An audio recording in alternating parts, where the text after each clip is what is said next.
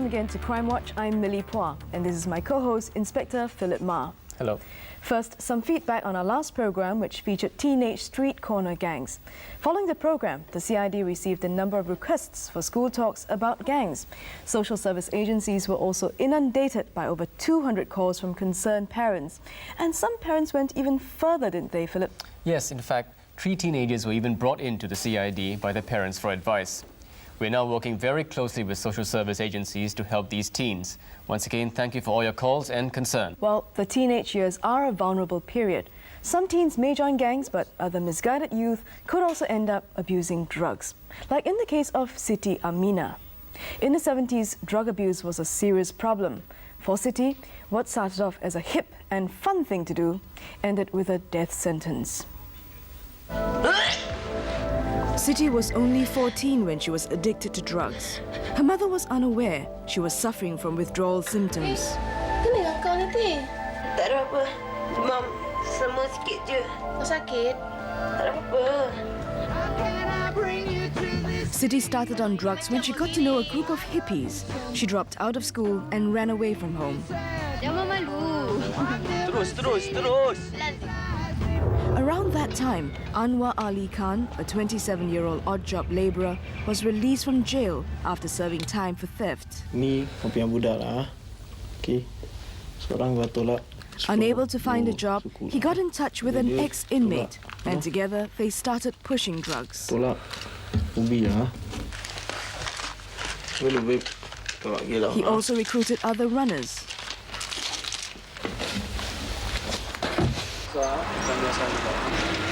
Anwar roped in his friend Halim, a trishaw rider, to make the deliveries. Ada barang? Ada babe, ada barang babe. Macam biasa, besok tempat biasa. Tempat biasa babe. At 16, Siti married a labourer, an ex-convict. She tried to get back to normal life. She had reason to give up drugs. Siti was pregnant, and her bouts of cold turkey were mistaken for morning sickness. By this time, her husband was back in jail. After a son was born, Siti found a job as a waitress. She had also gone back to drugs. Anwar was a frequent customer. This is for you. Before long, Anwar began supplying Siti with a daily dosage of drugs. This I'm going to do some. Siti began to rely on Anwar as a trusted companion, helping him to push drugs. Okay. Macam biasa ya.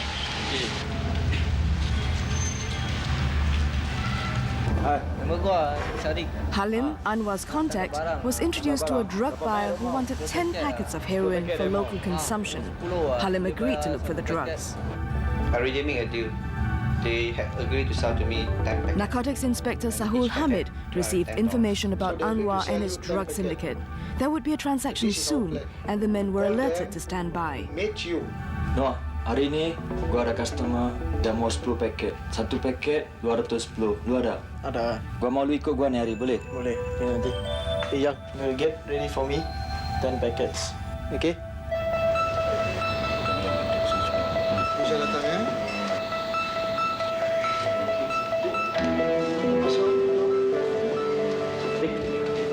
Ni Anwar, Dik. How? Dick? Dick, Siti. Dick, my stuff is here. Okay, yeah, showing the stuff.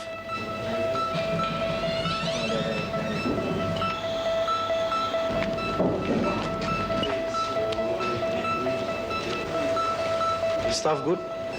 Okay. Siap ya, Bijak? Papa 2, Papa 3. Target is leaving. He's wearing a beige color shirt and blue jeans. Walking down the staircase behind the bus stop. Move it. CNB. From Anwar's statements, the CNB gathered vital information on Anwar's drug pushers and the Malaysian drug supplier. The entire network was crippled.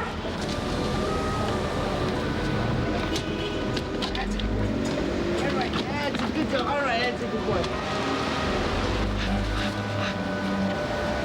Ni apa barang? Ni bukan sahamnya. Mesti wang je, bukan sahamnya. Siti and Anwar were both found guilty and sentenced to death. Anwar was hanged in 1983. Siti became the first woman to be sentenced to death for drug trafficking. I feel very sad, scared. I feel abandoned. And I don't know what to do with it. I feel like crying, and I cry and cry in the cell. I just don't know what to do. Siti escaped the gallows. She was granted clemency after 6 years in death row. 4 other women have faced a death sentence for drug trafficking, and one of them has already been sent to the gallows. The 70s saw the drug menace at its worst. Siti and many in her generation became victims. Heroin abuse had been a rarity in the 60s. Even in 1971, only one person was arrested for consumption. But after 1974, heroin abuse spread rapidly from over 2,000 addicts to over 5,000. At this stage, drug abuse had become an epidemic. Tougher penalties for drug addicts were required to act as deterrents. It was to counter this insidious trend that the death penalty was introduced in 1975 for drug trafficking. Some Western countries are fighting a losing battle against drug abuse because of a more liberal attitude towards the drug menace. Singapore's approach to the drug problem has no doubt been a tough and uncompromising one. But this approach has worked for the good of thousands of young people whose lives would otherwise be ruined. But drug trafficking remains a problem. After the break, how drugs get into Singapore and how a syndicate got busted. Stay with us.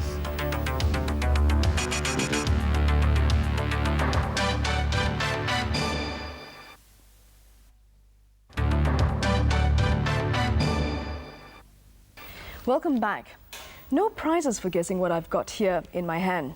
1 kilogram of morphine, the real stuff which we've brought in with special permission from the CNB, or Central Narcotics Bureau. And this is heroin, what morphine is after processing. Now these 3 packets, each the weight of a 20-cent coin, are enough to send me to the gallows if I'm caught in possession of them outside the studio. And not forgetting the harm it can bring to a lot of people. Tough laws and effective enforcement have put the drug problem progressively under control. However, it hasn't completely disappeared. Drugs are still being smuggled into Singapore. In October 1982, 2 male drug traffickers were arrested. This led to the smashing of a major international drug syndicate. $32 million worth of heroin was recovered, the biggest drug haul ever in a joint operation between the CNB and Malaysia's anti-drug unit. The syndicate got their supply of morphine from the infamous Golden Triangle area, processed it in makeshift clandestine labs into heroin before smuggling the drugs into Singapore via the causeway. The CNB and Malaysia's anti-drug unit launched a joint crackdown on the syndicate in Bukit Mertajam, codenamed Operation Dayang.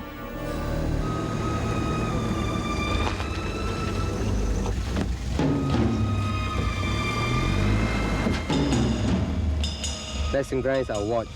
Take down time, 4:40.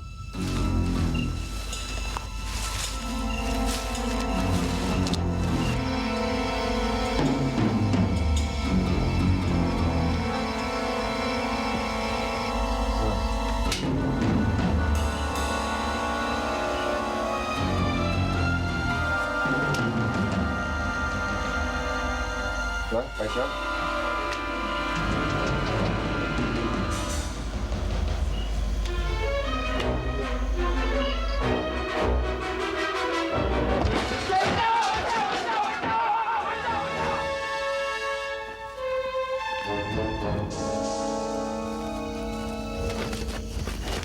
That's good boy.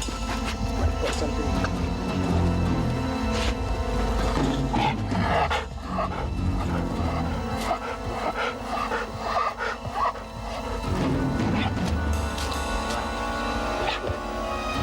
The syndicate was busted within 24 hours. 35 people, including the big boss, were arrested in Penang, Butterworth and Bukit Mertajam. Exchange of intelligence from both sides of the causeway takes place regularly. Most of the drugs that get into Singapore slip through the causeway. The customs, the police and the CNB work together to identify and screen potential drug traffickers and abusers. About 600 urine tests are done daily and an average of 10% are positive. These people will be denied entry into Singapore.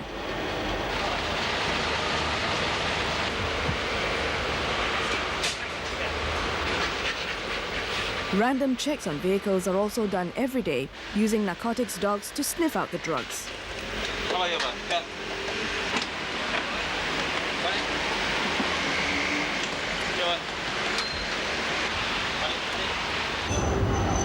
Drugs continue to get smuggled in. Because of Singapore's position as a major communication hub, it remains an attractive transit point through which drugs are re-exported.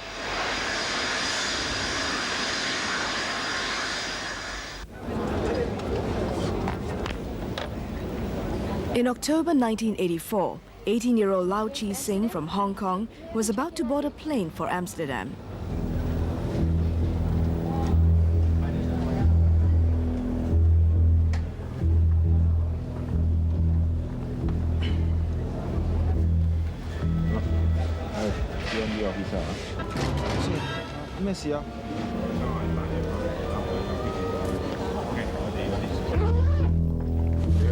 To you? He's saying where you intend to go.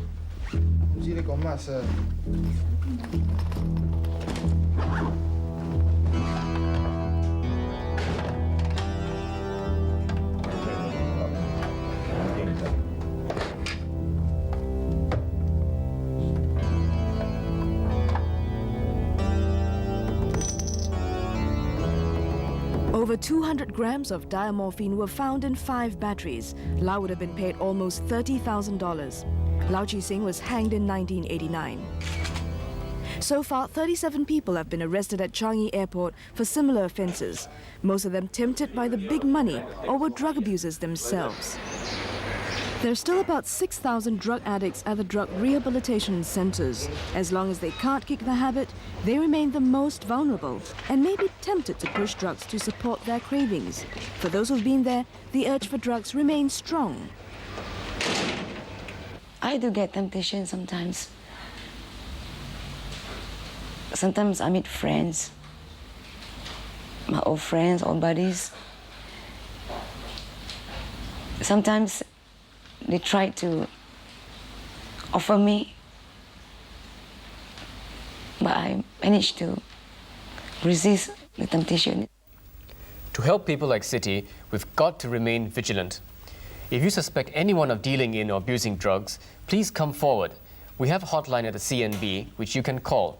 The CNB hotline number is 1-800-329-2929. That's 1-800-329-2929. And talking about hotlines, perhaps the most well-known is 999, the police emergency line. Day or night, you can reach the police for help through this line. But unfortunately, this vital service is often abused. Hello, police. Nana, bye-bye.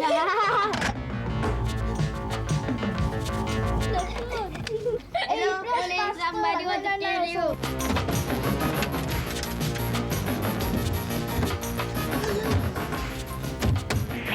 Operators are currently engaged. We will attend to you shortly. Police. Quick, quick.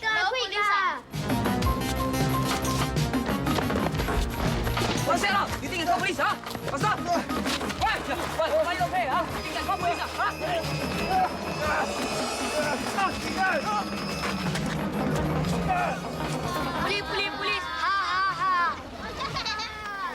Genuine callers have problems getting through because the lines are jammed by nuisance calls. Out of the 100 calls received in this combined operations room, only about 13 are from people in real need. The police receive more than 3,000 calls daily, but almost 3/4 of these are silence calls, when no one talks, or nuisance ones, mostly from children. This is police emergency line. If you have anything important to report, please do. If not, please put down the phone. Police emergency. It's no child's play having to deal with emergencies. These policewomen are trained to assess the urgency of a situation and decide what action is necessary. To Ang Mo Kio Avenue 3, there's a group of people fighting. But the extent of 999 abuse often gets in the way of real police work. You know, it is very frustrating. We waste so much time taking so many nuisance calls when we want to be helping people who are in real need. Sorry, this is police emergency line. If you want to know the time, could you call 1711? Another trivial call. The matters over which some people call the police are almost comic. But there's nothing funny in jamming up police lines, because this could make all the difference in life and death situations. Police emergency, morning, sir. Yes, can I help? Hello, police. Yeah, two gangsters chasing me. Where are you being chased? Sembawang Park. Quick, come quick. Yeah, no. Control to Romeo 28, proceed to Sembawang Park. Roger, proceeding from Sembawang Road.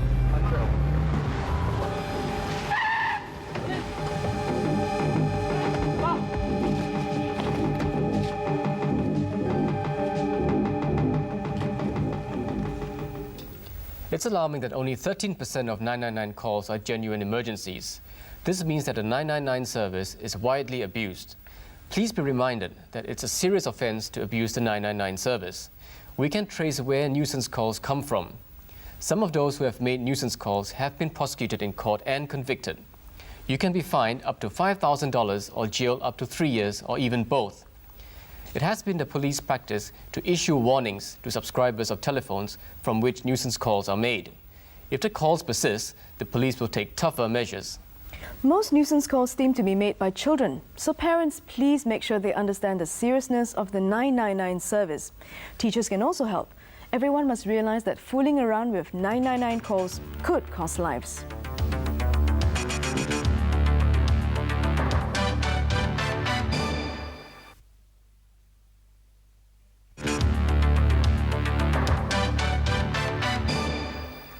Police need your help in the solving of the murder of 50-year-old Ng Sui Hai. Mr. Ng, also known as Ah Hai, was stabbed in the car park of Block 467, Ang Mo Kio Avenue 10. On the afternoon of 14th February, 50-year-old Ah Hai left home to tend his food stall. For the Ngs, it was just an ordinary day. But it was the last time Mrs. Ng saw her husband go off to work. There was no hint of the tragedy that was to be. At the coffee shop where Ah Hai worked, the shop assistant was one of the few people Ah Hai regularly spoke to. Ah Hai was a rather quiet man who kept pretty much to himself. They were the last to leave the shop. As usual, Ah Hai gave the assistant a lift home.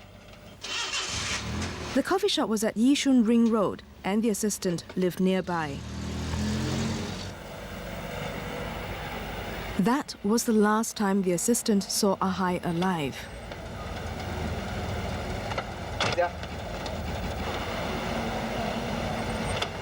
Meanwhile, near Ah Hai's Ang Mo Kio home, a fellow resident was just returning. He noticed two men hanging around the car park. One of them seemed to be holding an object wrapped in a plastic bag. It was around 1:50 a.m. then. The resident observed that they were Chinese and slim-built. It was around this time that Ah Hai reached the car park.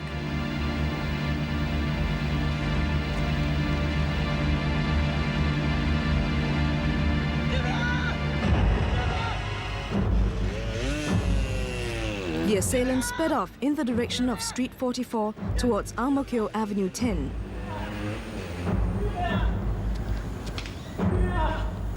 The screams were also heard by another resident in a neighboring block. She couldn't really see anything, but taking no chances, she called the police. police 我聽到469人嗌救命喎。 When the police and ambulance arrived minutes later, Ah Hai was still alive. On reaching the hospital, Ng Sui Hai died of a single stab wound to his chest.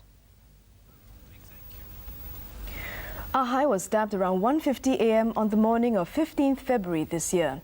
It was a Monday morning. He collapsed at the foot of Block 469, Ang Mo Kio Avenue 10. Police found his wallet and watch intact. The assailants were Chinese and slim-built. One of them was wearing a red T-shirt and blue jeans. The other was in black T-shirt and white shorts. They were last seen speeding in the direction of Street 44 towards Ang Mo Kio Avenue 10 on a small motorcycle. They dropped this knife about 200 meters away at the car park entrance near Block 471. It was a kitchen knife with a 21 centimeter long blade and 12 centimeter long handle. So if you live at or around Block 467 or 469 Ang Mo Kio Avenue 10, try and think back to the early hours of the 15th of February. It would have been just after the evening of Valentine's Day. If you remember anything, please call us. And the number to call is 1-800-225-0000.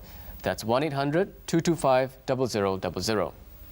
Remember, any small detail may give the police an important lead.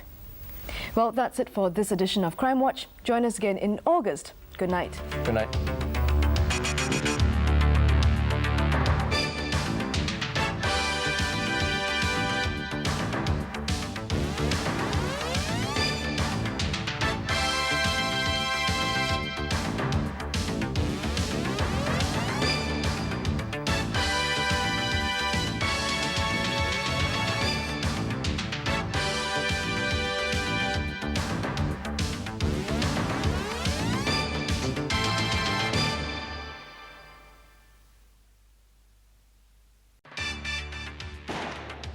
Hello, please.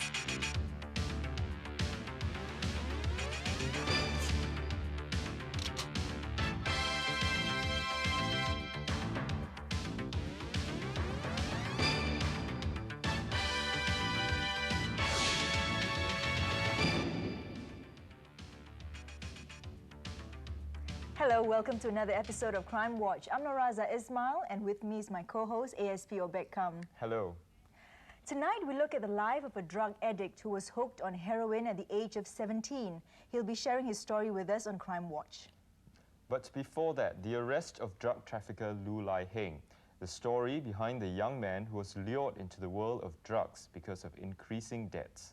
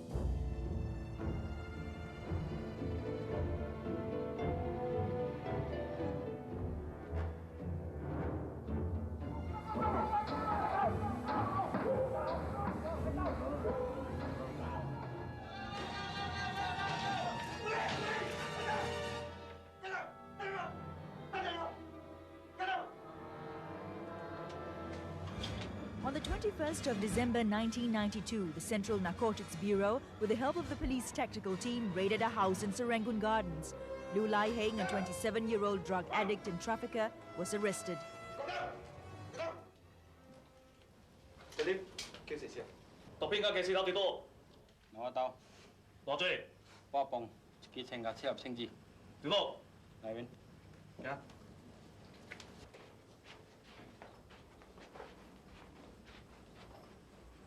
Go.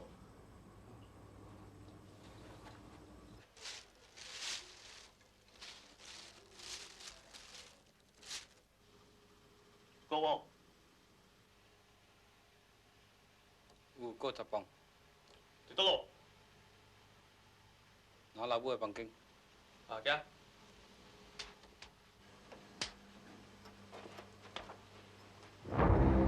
It took almost 6 months of surveillance and intelligence work by the Central Narcotics Bureau to pin Lu Lai Heng down. Lu Lai Heng quit school at Secondary 1. After that, he worked as an odd job labourer, spending most of his time and money gambling.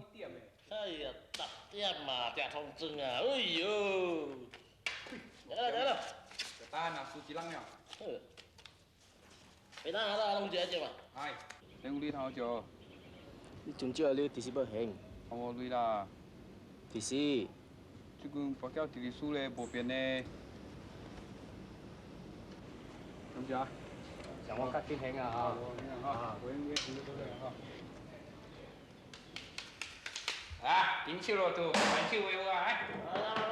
With loans, Lou went back to gambling, hoping he could recoup some of his losses.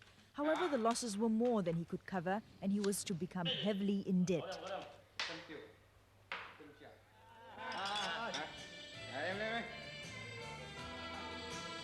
But it didn't stop him from living it up.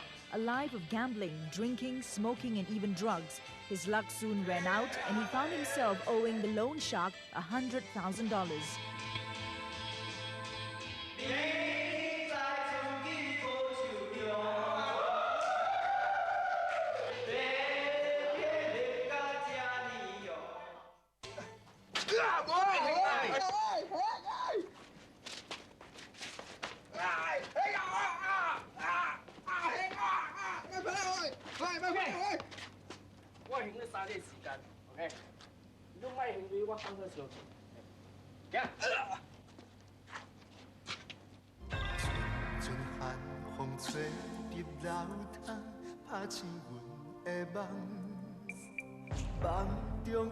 Lou was desperate and had no one to turn to. He already owed his mother money and didn't dare ask her for more. Instead, he turned to a Malaysian friend for help. This Malaysian friend was helpful. He also turned out to be a heroin supplier.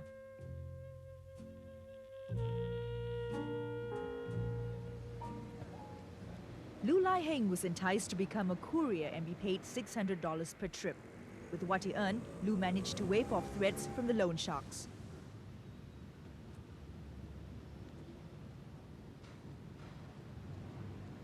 After about 15 months as a runner, Lu was asked whether he would consider being a distributor from his house. It meant big money.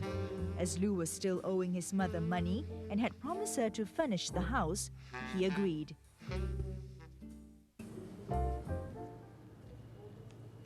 Every 2 to 3 weeks, Lu will get about 15 pounds or 7 kilograms of heroin from his supplier in Malaysia. These came in form of 1 pound packs. Lu would then repack them into smaller sachets, each about 8 grams, and these were for local distribution. All this was carried out in his home in Serangoon Gardens.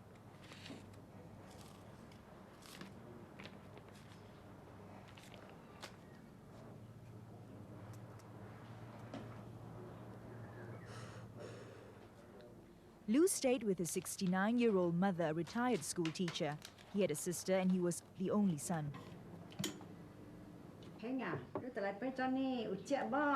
Ơi, bộ cho ni à?朋友開藥店，我該到下手做物件。你有食無？有，食飽咯。我咧關心你啊。我無代志啦。無事哈。啊，冇咧關心你。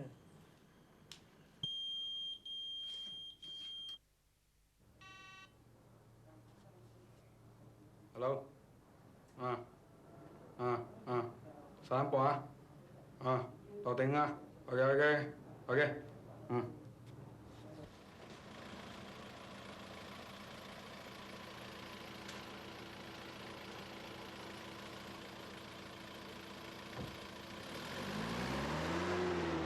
Whiskey. Target 1 leaving in yellow cap 4633. Over. Roger. Message received. In June 1992, the Central Narcotics Bureau received information about a drug dealer in the vicinity of Serangoon Gardens, Toa Payoh and Ang Mo Kio. The man they were watching was Lu Lai Heng.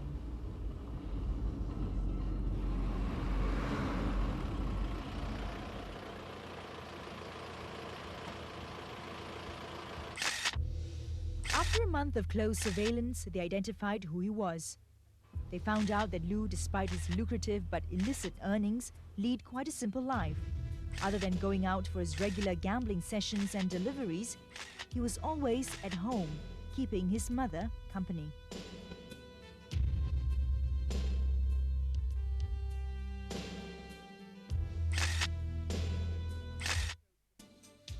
The CNB also approached a person who knew Lu's activities well. They found out that one of his supply routes was across the Johor Straits.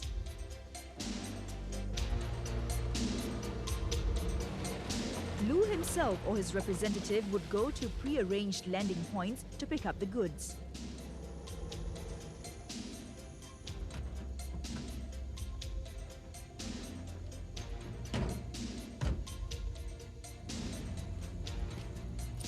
But it was a route heavily patrolled by police coast guards. And on one occasion, Lu had to dump $500,000 worth of heroin into the sea to avoid being caught.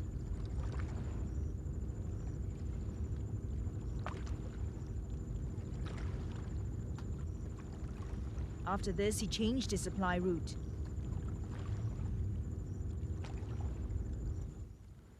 In order to make up for the loss, Lu Lai Heng planned a robbery. He armed himself with a .38 revolver and 7 rounds of bullets. CNB got word of this action. It was possible to pin the Malaysian supplier and smash the entire network.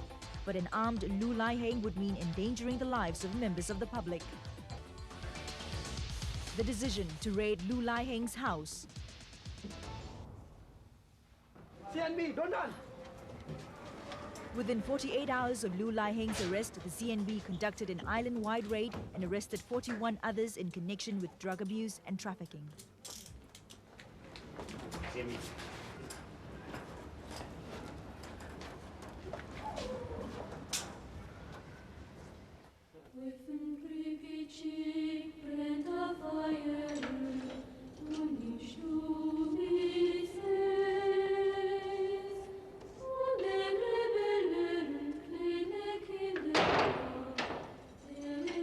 Lu Lai Heng was just one of the many drug traffickers arrested.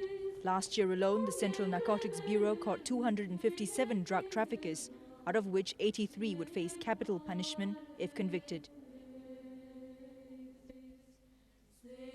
Lu Lai Heng's mother had no idea what her son was up to. As he was living with his mother and using her house to store and pack the heroin, she ought to know her son's drug activities, but she didn't. As a mother, she could have been an influence to him and change him for the better. Coming up after the break, a loving mother turned in her son to CNB to get him out of his dependence on drugs.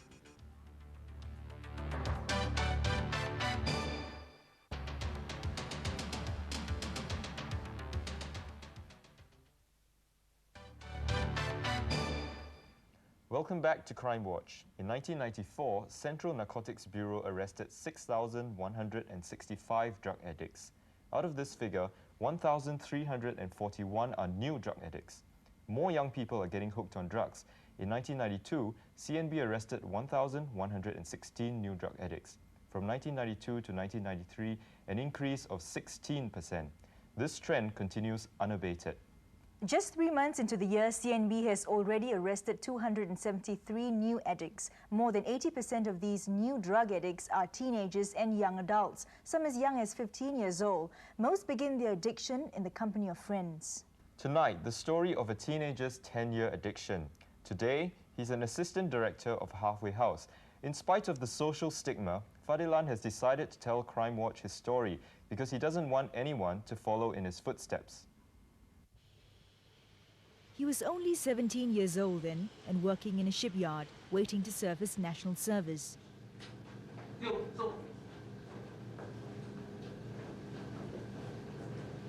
I saw my good friend went into a toilet cubicle. There are a few people in the same cubicle. I was with them for about 10 minutes and I did ask him, what do you do inside in the same cubicle? Hey, Lim. Why are you inside? Yeah, what? Hey, how come you put inside? We try new stuff. It's very good, no? Want to try not? He told me that, he have tried something new. And I was not aware that, this good friend of mine have tried drugs. We're trying something new, no? Want to try or not? What is that? It's very good, no, son. Come on, try us, son. Come on. Come on, try lah. Come try lah. Try lah. Come try. Come try, man. Come. Okay. Come. My friend did, and I saw them, they look normal after they took the thing. I was very, very curious, and I was eager to try it. Very good. I was afraid of losing friends at that particular moment because, I was very young and I want to be part of the group, be part of their circle of friends, and I can't take rejection. They never told me what are the consequences. They have not told me about this lifetime addiction. My first experience with drugs, I thought that I can control drugs. By consuming it today and tomorrow I can, control and just don't smoke. But I don't realize, I was hooked to it and it's very difficult for me to get out from that habit. The next day, I went back to them, without realizing that I'm hooked. Because I want to have the same feeling and the same experience. Can I 1 or 2? Can, no problem, can. Okay lah, sure, can, no problem. Give something lah. They were surprised. In fact, they were very happy because now they have another friend who are willing to pump in money. Fadilan started to change. He came home very late and there were times when he wouldn't come home for weeks. Ya, memang bimbang lah kan. Sebab apa, kita bimbang ansur-ansur di luar, macam-macam boleh terjadi kan atas diri dia kan. Jadi makcik kadang-kadang sampai tak tidur, nak makan pun rasa tak senang. Nak tunggukan dia. I start to steal from the home. I steal my parents' money, my mother's money. I don't feel guilt. I don't feel bad. I don't care about them. I don't care about my breakfast. I don't care about my family. I don't care about my job. What care most is that how to get the next fix.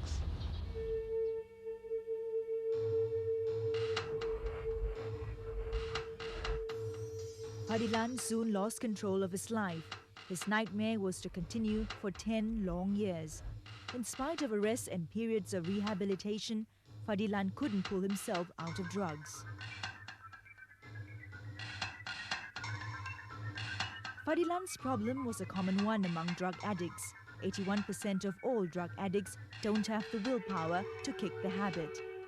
It was a big waste. In fact, I just threw away my young days just like that because normal or other teenagers, they will go to school, they go for cinema, they go to beaches, they have, go to library, they spend with their own healthy friends, good friends.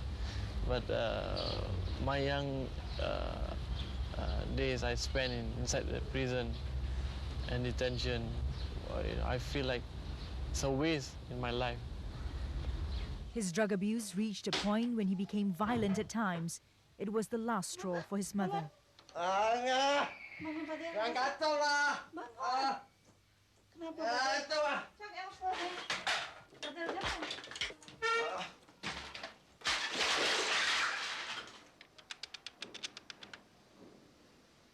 Hello, CNB. Saya Ibu Fazilan. Tolong datang ke... Kenapa mak bagi CNB? I'm very angry with my mom. How can she do that to me? Mula-mula kita panggil CMB memanglah rasa sedih sebab anak kita ketangkap. Tapi untuk kebaikan tunya ada. Pasal apa dia dah tentu satu tempatnya. The next day I realized that what she have done. Actually, she have saved my life. His mother's call to CNB changed him. After his stay at a drug rehabilitation center, Fadilan continued his struggle against drugs at a halfway house. Itu masa dia pergi bertapis, dia ada telefon makcik tau. Jadi makcik pun terperanjat. Makcik terperanjat, bilang, Mak, sekarang orang dah ada kat ini tempat. Betul ke tak? Takut kan? Takut dia cakap bohong. Masa budak-budak macam gini, dia suka cakap bohong kan? Jadi makcik dia kasih nombor ni, makcik telefon balik semula. Telefon betul dekat petapis. Jadi makcik dah senang hati tau. Fadilan went through rehabilitation programs here. He even worked his way up to become the assistant director of Petapis. He's now helping others to stop their drug abuse. Jadi kalau macam ada ibu-ibu pun kalau ada anak-anak terlibat gini kan, ada baiknya laporkan pada pihak yang berkuasa. Untuk saya kata orang macam sebahat kan, makcik tak nak sebahat. Makcik tak mau sebahat. Jadi makcik laporkan pada CMB, jadi senang. Fadilan is now married with 2 children. His wife and mother supported him all the way. Family ties, something he now treasures, was something he couldn't enjoy as an addict. As he looks back, Fadilan wished he hadn't tried drugs at all. I should have said no to my friend. I should have said no to them. I should speak to someone that I trust. Give a call to my mom. I should have been smart, and I should not start. Drug addiction is a lifelong struggle. I'm struggling every day. And that's why I consider myself a recovering addict. Not recovered, recovering. Still doing my recovering until the day I die. I'm born to be free. As my spirit soar, I am me. Reaching out. My hopes are alive. Not afraid of these changes. I'm high on life. Fadilan's first innocent path was to cost him 10 precious years of his life and a lifetime of struggle. He's fortunate to be one of the few who could kick the habit. The majority are still struggling. Fadilan's mother had to make a very tough and drastic decision, but it was the right one, even if it meant putting her son behind bars. Parents whose children are on drugs can contact CNB at this number, 1-800-329-2929. That's 1-800-329-2929. We take a break now. When we come back, the unsolved murder and rape of a 42-year-old production operator.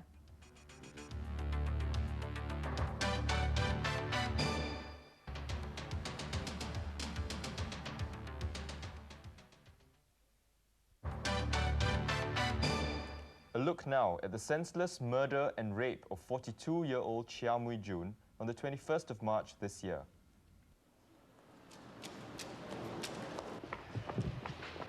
Officer, there's one woman shouting for help. She's lying in the drain. It was about 5:15 a.m. 34-year-old Rajuram was on his way home after attending a funeral wake.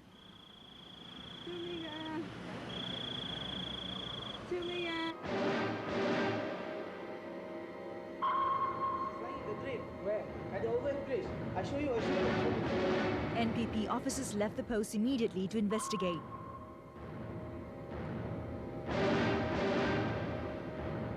They found the victim lying on the grass verge. She was unconscious.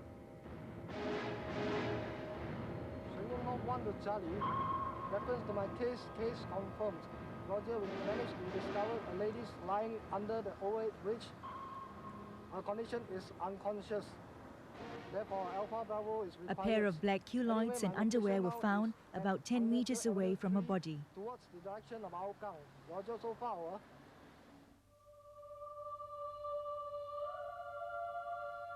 The victim, Chia Mui Jun, was sent to Tan Tock Seng Hospital.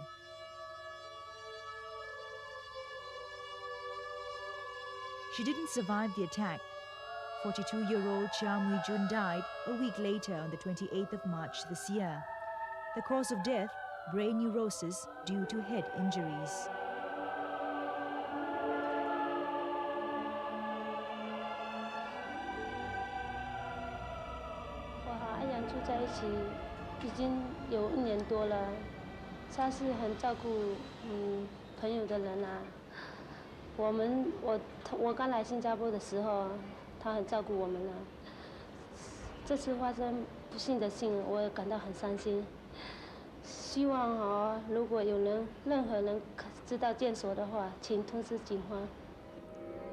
Mui Jun was last seen by a roommate on 20th March this year.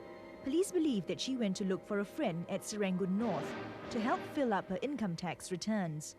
When a friend was not in, she made her way back home on this bridge at Ang Mo Kio Avenue 3 near Serangoon North Avenue 4. She was brutally beaten and raped here. If you saw Mui Jun with anyone or being followed between 8 p.m. on 20th March and 5:15 a.m. on 21st March this year, please come forward. If you witnessed the attack or saw anyone leaving the overhead bridge, inform the police. We're also appealing to any taxi driver who might have picked up any person in the vicinity to call us at the hotline 1-800-225-0000. That's 1-800-225-0000. Your identity will be kept strictly confidential. Well, that's all for tonight's episode of Crime Watch. Good night and see you next month. Good night.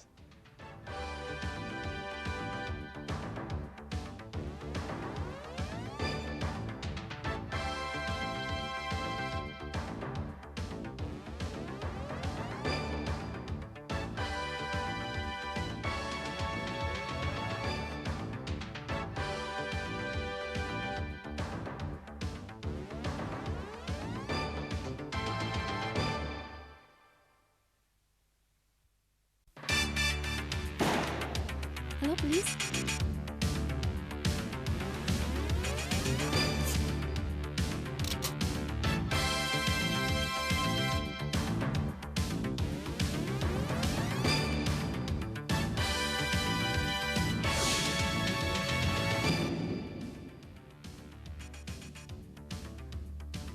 Good evening and welcome to another episode of Crime Watch. I'm Nuraza Ismail and this is my co-host ASP Obed Kam.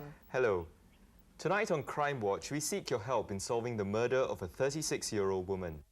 The police in Central Narcotics Bureau are concerned with a high proportion of hardcore drug addicts. In March, the Minister for Home Affairs, Mr. Wong Kan Seng, announced that long-term detention will be implemented as a measure to deter and control the drug situation. We take a serious look at the measure.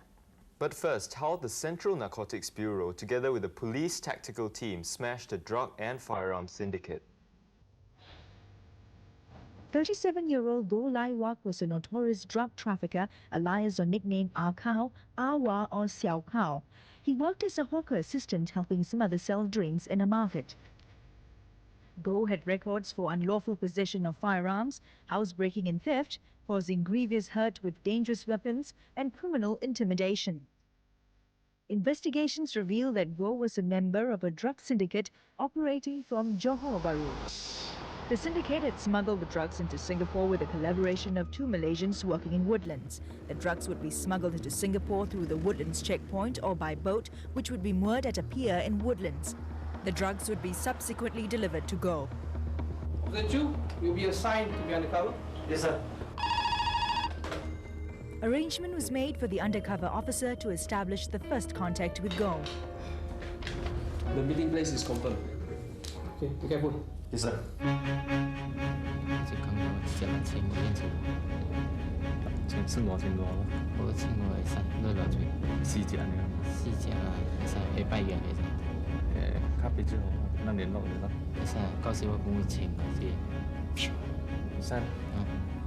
He was reported to be armed with a .38 Smith & Wesson revolver. So, I would like to ask if any question... The police tactical team was called in. Proceed with the operation. Hello? Yes? Okay. Sir, the staff will be smuggled into Singapore on the 26th. I will contact Xiao Kao on the 26th.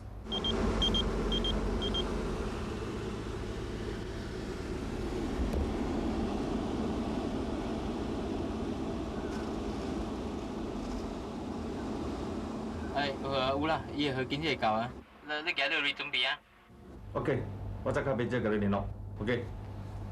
Of the two, you will have to arrange to meet at the Fern Tree Cafe, Marymount Hotel. This is the floor plan. You will try to occupy table 20. Tactical team, 21, 22. The rest of officers will be 17, 22, and the rest.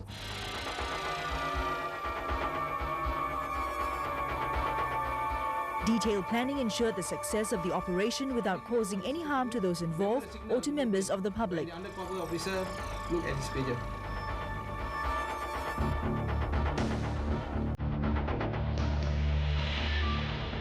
Surveillance was immediately mounted in the vicinity of Woodlands town centre.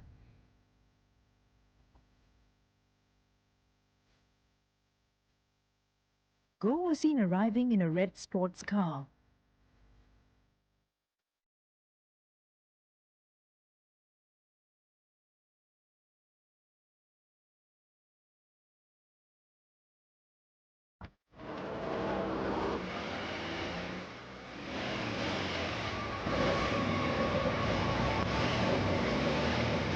Go collected the drugs from Yusuf, who arrived with a pillion rider.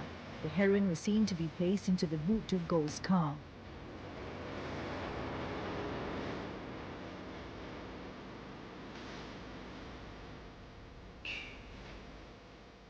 Go was paged by the undercover officer to confirm the meeting place and time.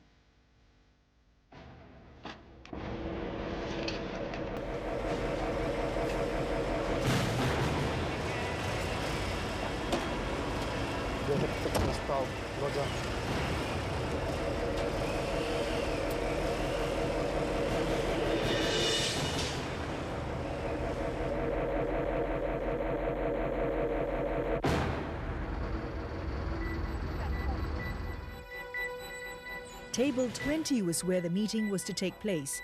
The decision was quickly made to wait for Go at table 14 instead. 12 plainclothes officers comprising CNB officers and members of the elite police tactical team took up waiting positions.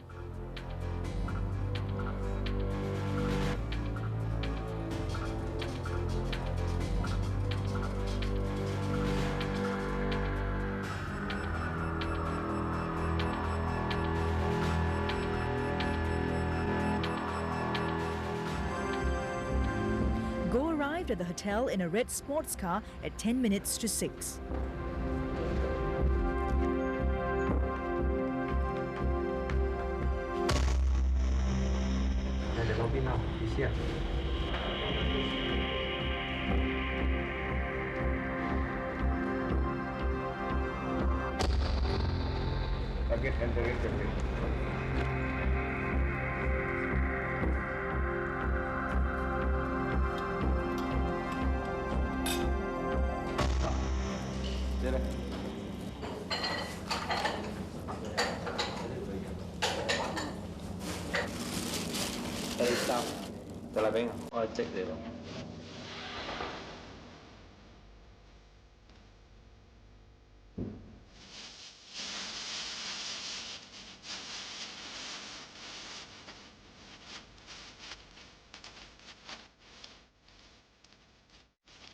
On confirming that the content was heroin, the undercover officer then gave the pre-arranged signal.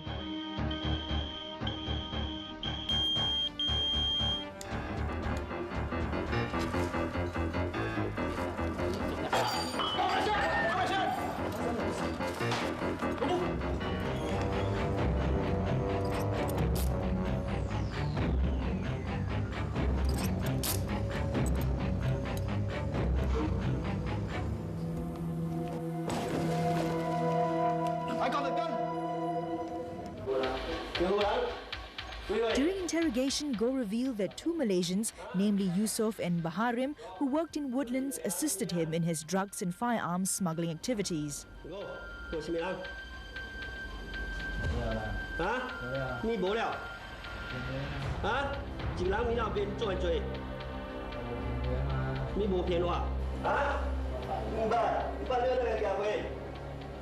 Further investigation revealed that Go had an appointment to pay his supplier, a Malaysian nicknamed Akok, at a theatre at Woodlands.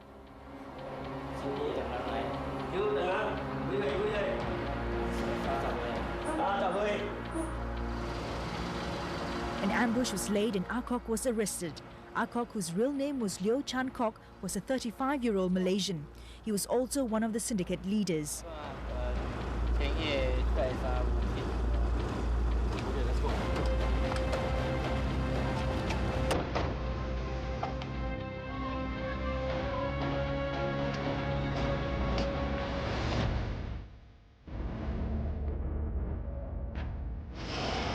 Meantime, CNB officers stationed at Woodlands checkpoint apprehended Yusof as he was about to leave the Woodlands checkpoint.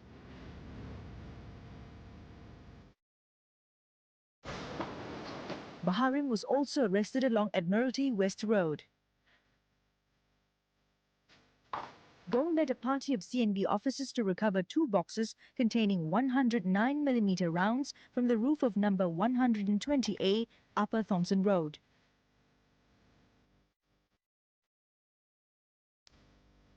A party of CNB officers escorted gold to Johor Bahru. With the assistance of the Malaysian counterparts, the CNB officers conducted a search of Gold's rented room at Johor Bahru. Nothing incriminating was found. They also conducted another search on Gold's rented house at Tampoy. A plastic packet containing cannabis was found on a rack. Leo, Yusuf and Baharin pleaded guilty to a charge of abetting Go and trafficking a reduced amount of heroin.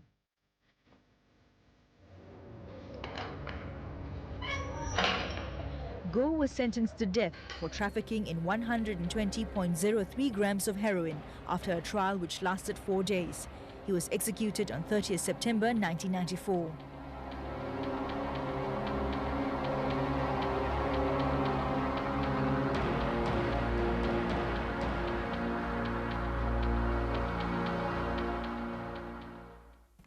Leo Chan Kok, Muhammad Yusuf bin Dullah and Baharin bin Tahir were sentenced to 20, 22 and 23 years imprisonment respectively and given 15 strokes of the cane. Drug trafficking does not pay. The Central Narcotics Bureau is determined to uncover, arrest and prosecute all drug traffickers who persist in their illicit activities. After the break, we'll take a look at long-term detention for hardcore drug addicts. Stay tuned.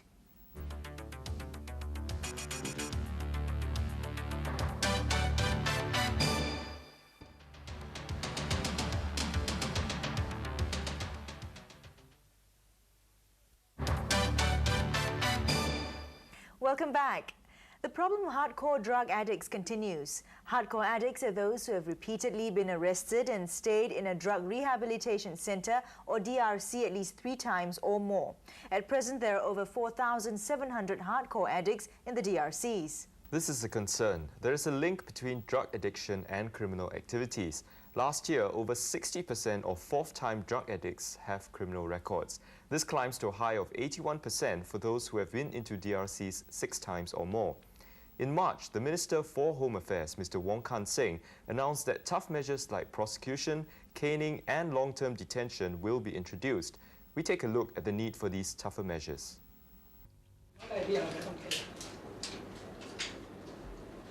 They gamble their nights away. To stay awake, they turn to drugs. Tan was one of them. At 27, he became a drug addict. A gambler by night and a hawker in the day, Tan was a good worker who had a promising future.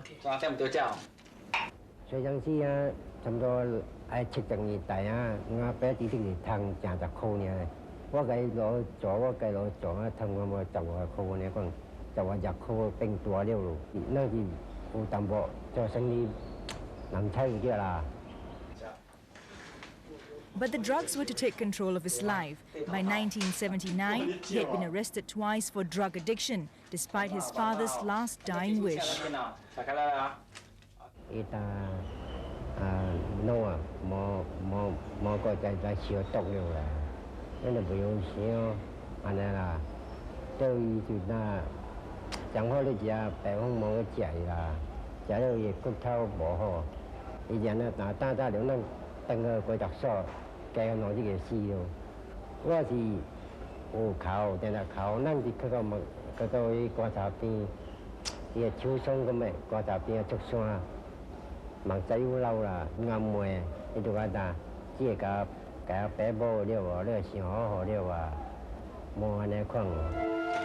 But Tan couldn't kick his addiction. He started pushing drugs to sustain his needs. In 1985, he was arrested again and then sentenced to 4 years jail and given 12 strokes of the cane.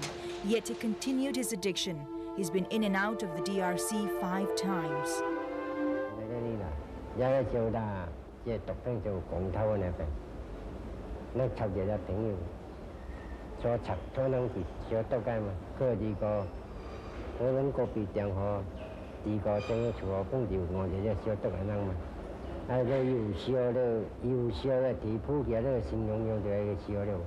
The one thing the addicts feel that, if they take it on and off, they will not be caught. or they will not be hooked. This is a misconception. Once a person on drugs, when they take the first puff, it will be 1,000 puff. Okay, you cannot stop. In 1990, there were over 4,000 hardcore addicts. Last year, it went up to more than 4,700. This is a serious problem. There is a close correlation between hardcore addicts and crimes such as theft, robbery and drug trafficking, which in turn breeds drug addiction. It's a vicious cycle which has to be stopped, and the reason for tougher measures. These include prosecution, possible caning and long-term detention. The measures will come into effect next year. What this means is that any addict who comes into the DRC for the third time or more will face 7 to 13 years of detention, a long period compared to a maximum of 3 years that exists now. The government takes no pleasure in implementing such measures, but we will not shirk the responsibility to take such necessary action. There is a need to deter the hardcore addicts as well as to prevent them from contaminating others. The tough stand is a clear signal to repeat offenders that a good part of their life would be spent in incarceration. The thought of having to go through 5, 7, 13 years of detention just for consuming drugs, we hope, will be a deterrent to them. I think the other factor about the fact that these people should be isolated or segregated from mainstream society so that they don't contaminate others. Yeah, it's also very true because we see a lot of more and more younger first-time drug addicts coming into the picture. And when we interview them and we talk with them, they say that they are influenced by friends who have been taking drugs for long periods of time. So in that sense, if we put this hardcore away, at least there will be less, we hope there will be less newcomers, into the drug scene. When long-term detention comes into force next year, drug addicts like Amin, if he's unable to quit and is caught again, would have spent half his life in a DRC. Amin is 39 this year. He's been in and out of DRCs 5 times. His attempts to quit never succeeded. I ever said no. I'm nearly for 2 years outside. I mean no, because I got a problem, but that I jumped to this place, this thing back.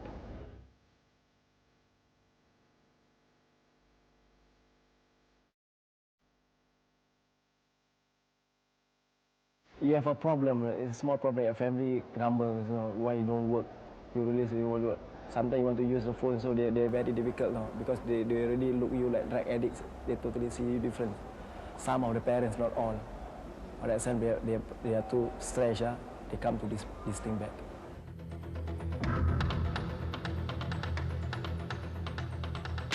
The statistics show that ex-drug addicts who come out of the DRCs, about 70 to 80% end up going back. The prisons have introduced naltrexone in its treatment, a drug which reduces the urge. But kicking the habit is an uphill task. It becomes very difficult for him. The feeling of wanting to try will always be there. It will not go away. But the addict must decide to change, or he will face the consequences. A multi-pronged approach has been adopted to help addicts quit. The Singapore Corporation of Rehabilitation Enterprises, or SCORE, has taken the lead in providing aftercare assistance to drug addicts, such as halfway houses and job placement services. Each year, millions are spent on rehabilitation programs. For those without records who want to quit before they get in deeper, there's a voluntary treatment program through which they will be given a chance to be rehabilitated without a DRC record, an amnesty for first-timers. You can call the 24-hour hotline at 543-1842. That's 543-1842 for more details on the voluntary treatment program. Remember that a drug addict, if he takes the first step to quit, is halfway to recovery. We take a break now. When we return, calling for eyewitnesses to help solve the murder of a 36-year-old mother of 2. Stay tuned.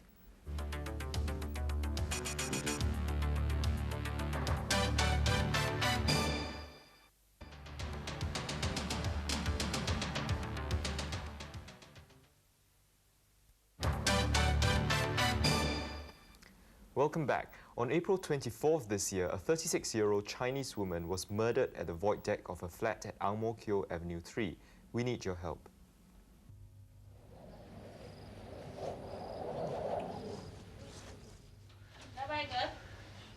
This is a routine for Madam Tham Chun Guek. Every afternoon, she sends her son off to school. Madam Tham works as a factory operator from 7 in the evening to 7 in the morning. But recently, she tendered her resignation as to spend more time with her family.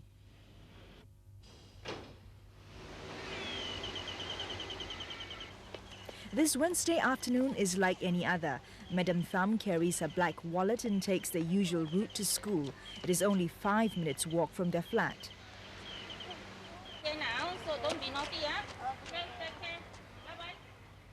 Madam Tham drops her son off and heads off too. Before heading home, Madam Tham stopped at her void deck to collect the day's mail.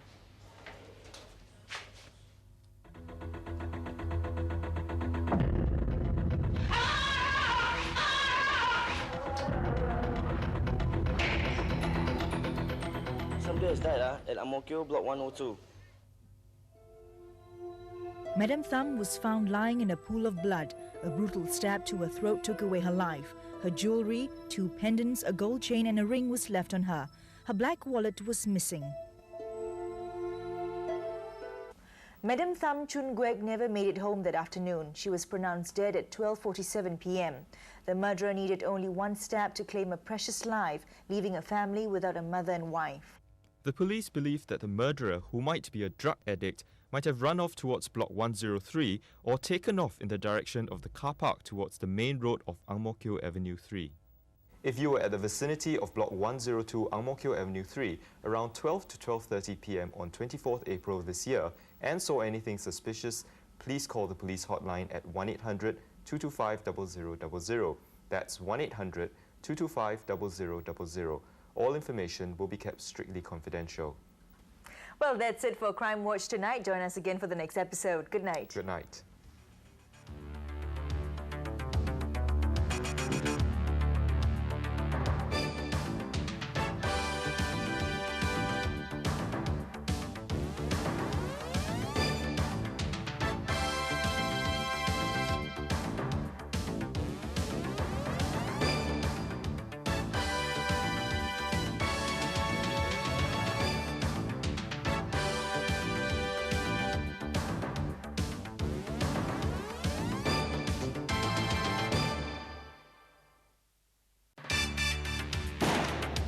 Hello, police.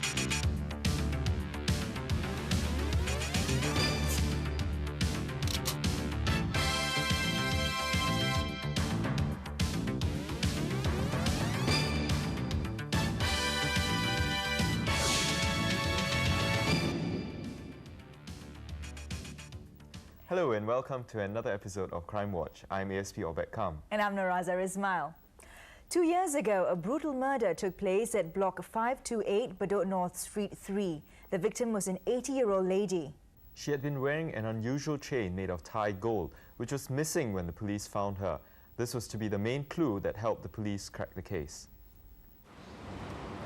On the 16th of April 1994 at about 1:20 p.m, anxious to get to school, 8-year-old Chang Wei ran all the way up the staircase.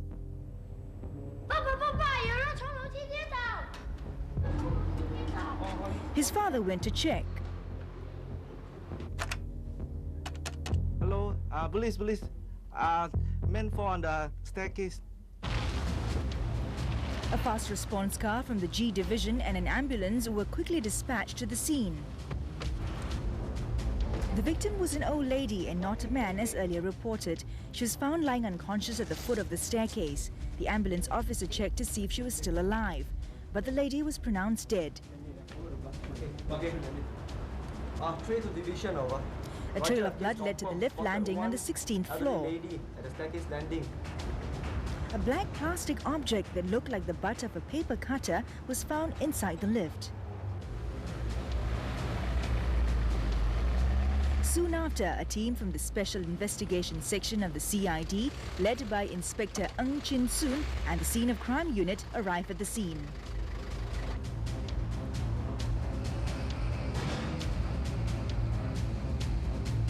Andy, has her identity been established? No, sir. Woon-Tok, can you please conduct a search on her?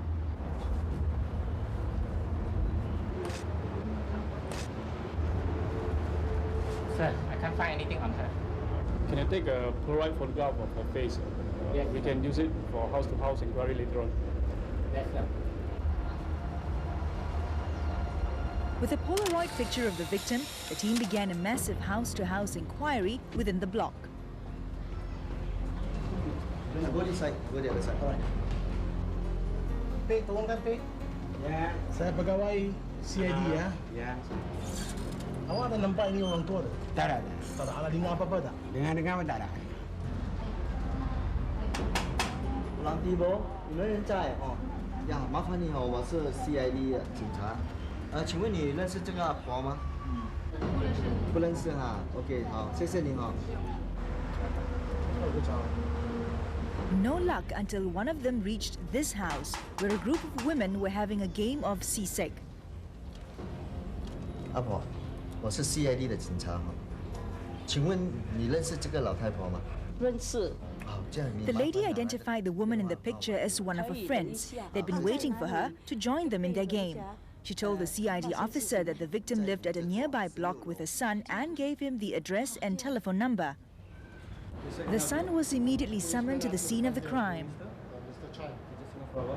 Mr. Chan, can you take a look at the lady and see whether you recognize her?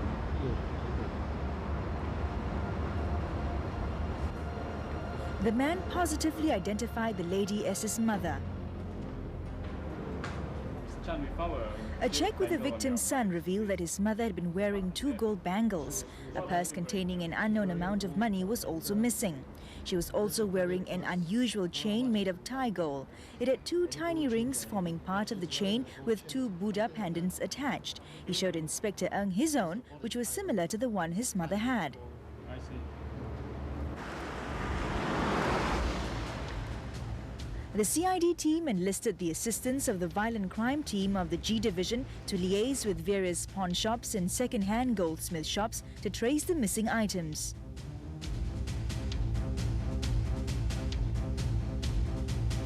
Corporal Saw even called on some gambling dens to see if anyone had tried to dispose of the unique piece of jewelry.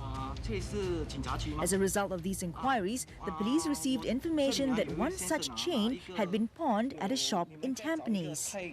有一个先生拿一个泰国金你们要找很像的，对，你们可以来看一下吗？好，谢谢，好的，好的。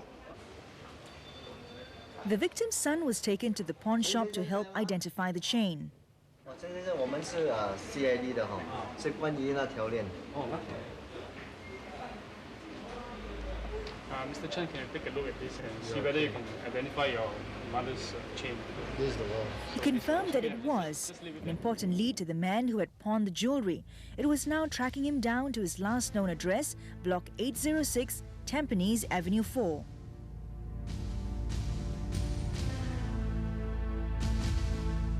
But it was a long wait. By nightfall, there was still no sign of him.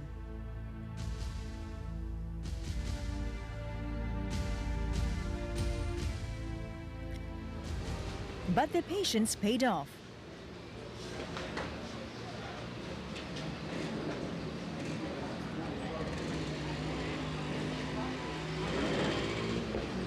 Several days later, the police received a tip-off that the suspect was seen loitering near the pawn shop.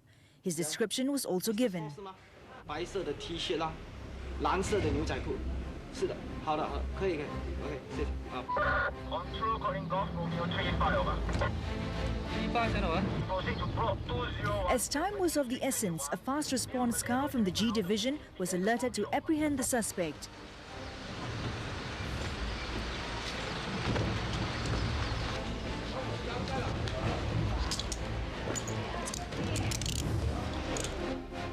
He was brought to the CID headquarters for questioning.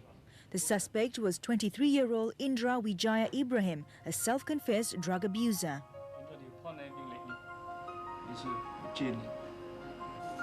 During questioning, he tried to provide an alibi, but the detectives were not convinced. They also noticed the bandage on his left palm. Throughout the interrogation, he insisted that Wan Tobing had given him the chain and that he had cut his hand while lifting roadworks rails at Bedok. Midway through the interrogation, he asked to speak to his Sergeant Mahmood. They took it as a sign that he might want to confess. So Sergeant Mahmood was immediately called in to assist in the investigations, although he was off duty at that time. He had befriended Indra at Khatijah Mosque several years ago and was once his counsellor. But Indra still maintained his story and tried to ask if Sergeant Mahmood could help him out of the situation. Since they were not making any headway, the detective suggested that he brought them to where he said he had cut his hands. His bloodstains ought to be still on the rails if it was true that he had injured himself there. It's bad enough. Your blood ought to be at the place where you cut your hand. Maybe, I don't know. Can you show us the place? Okay, come, let's go. It was a long shot, but the detectives decided to call his bluff.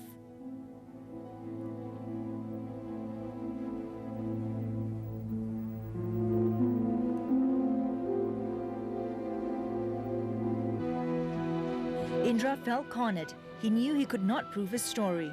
Overcome by guilt, he finally confessed to the murder.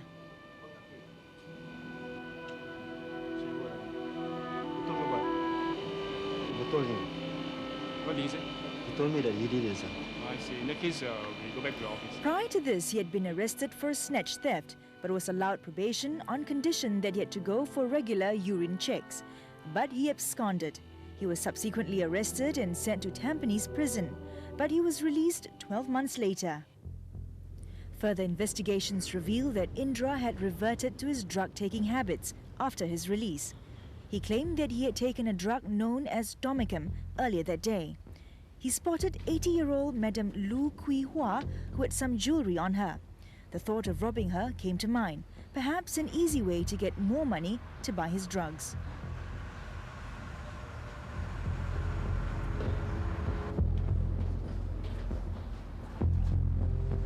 It was learned that Madame Lu was actually on her way to meet friends for the regular C6 sessions. She thought nothing of the young man who had followed her into the lift.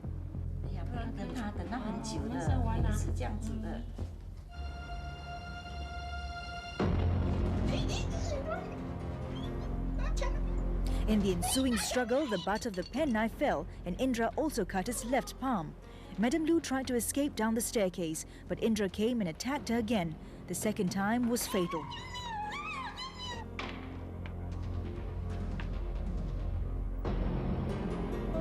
Indra Vijaya Ibrahim was charged in court for the murder of 80-year-old Madame Lu Kui Hua. He was found guilty and hanged 2 years later. Studies have shown that many of the serious crime offenders are drug addicts who commit crimes to support their expensive and self-destructive habit, hence the harsh punishments for drug addicts. Indra paid for the crime with his life. He was only 25 when he was hanged. Members of the public should also be careful. If you wear a lot of jewelry when you're out, you could be tempting the criminals. So be alert. We're going for a break now. When we come back, the facts and fallacies of ecstasy, the drug that had emerged in the local clubbing scene over the last 2 years. Stay tuned.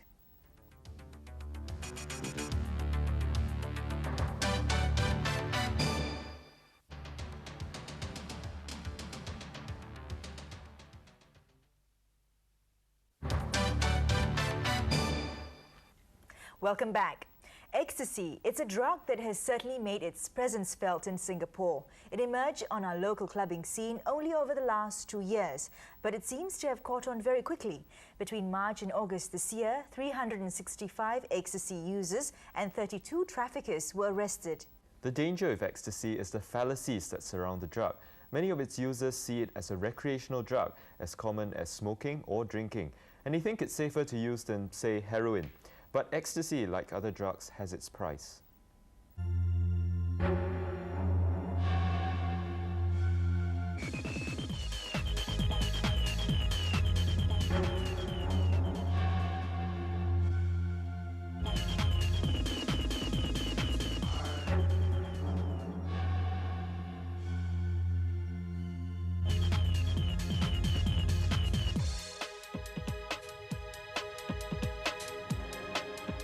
Ordinary-looking pills with names that don't mean anything to most of us, but to some others, they represent ecstasy.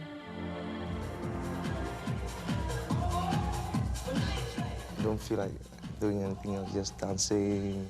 When you see those people who are shaking their head, you feel, oh, we are together.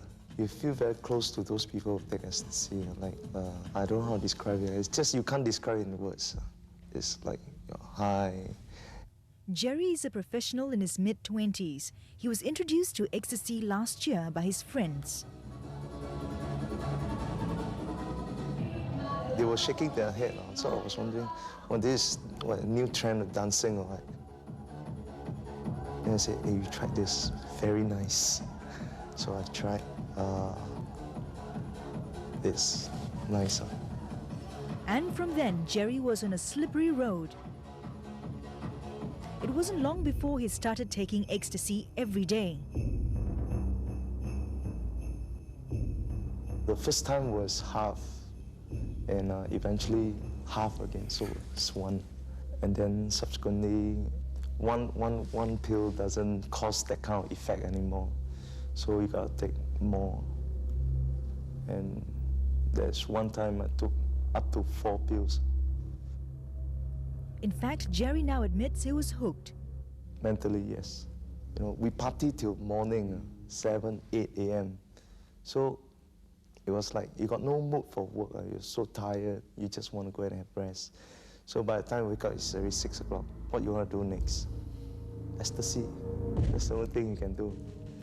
But wasn't he aware of the dangers? At that point of time, I did not think that much. It's like, wow, I take ecstasy. When you're a group together, I mean, you feel so close together, you know, so wow, brotherhood, sisterhood, you know. After that, when everything is finished, you go back home and you're thinking, wow, I take ecstasy. Then you think, okay, I will not take it again. Like when I say you wake up in the evening, then I don't know why, it's just that you have this devil calling, come to the disco, have fun. Fun? Well, that's part of the myth surrounding the drug. Because ecstasy grew out of the hip dance culture overseas, it has developed an image as a cool drug, a fun drug. And with that image, many, especially the young, are lulled into a false sense of security when taking it. People who wouldn't otherwise take drugs experiment with ecstasy.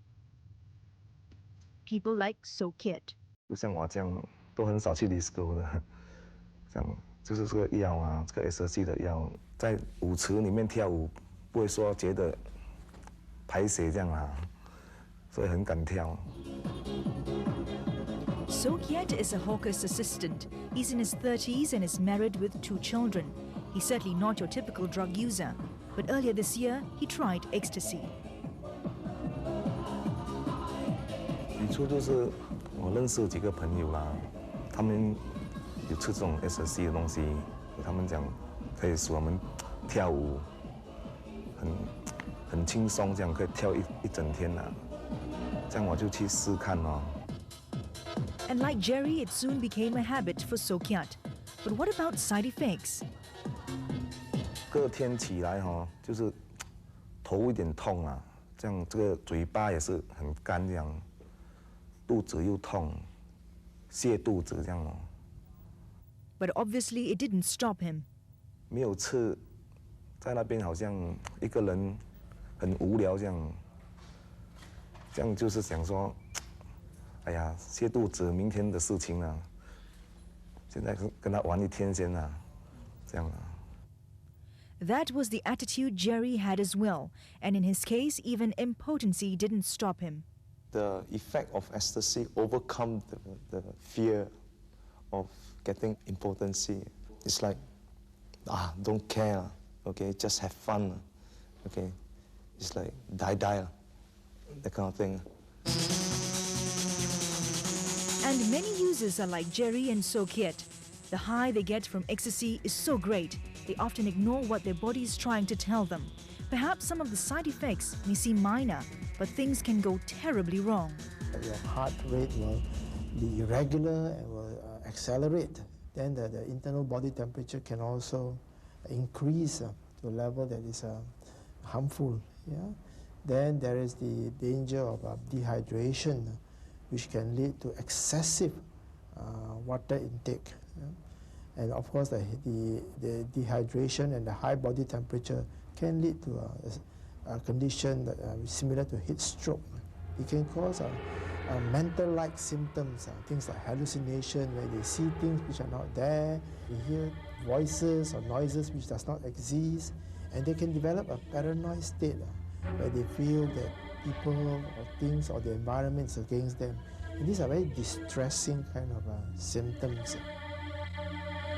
And if you still think of ecstasy as a safe soft drug, think again. Yes, ecstasy can kill. You can die from heat stroke and the dehydration. They could die from the irregular heartbeat, the tachycardia, yeah, causing heart failure. They could die from the excessive water intake. You know, the amount of water consumed can become uncontrollable, and they can reach a state of what we call like internal drowning. And we're fortunate perhaps to not have a death from ecstasy use so far. But in the UK alone, reports indicate that there have been at least 50 cases of ecstasy-related deaths in the past 6 years. Remember Leah Betts? The college student went into a coma after taking just one ecstasy pill at her 18th birthday party last November. She died 4 days later. And the CNB has declared war on the drug. Besides increasing their monitoring efforts, they've also stepped up raids on night spots and other places known for drug use. And they've issued warnings to operators of these places to clean up their act or risk closure. And the courts too are getting tough.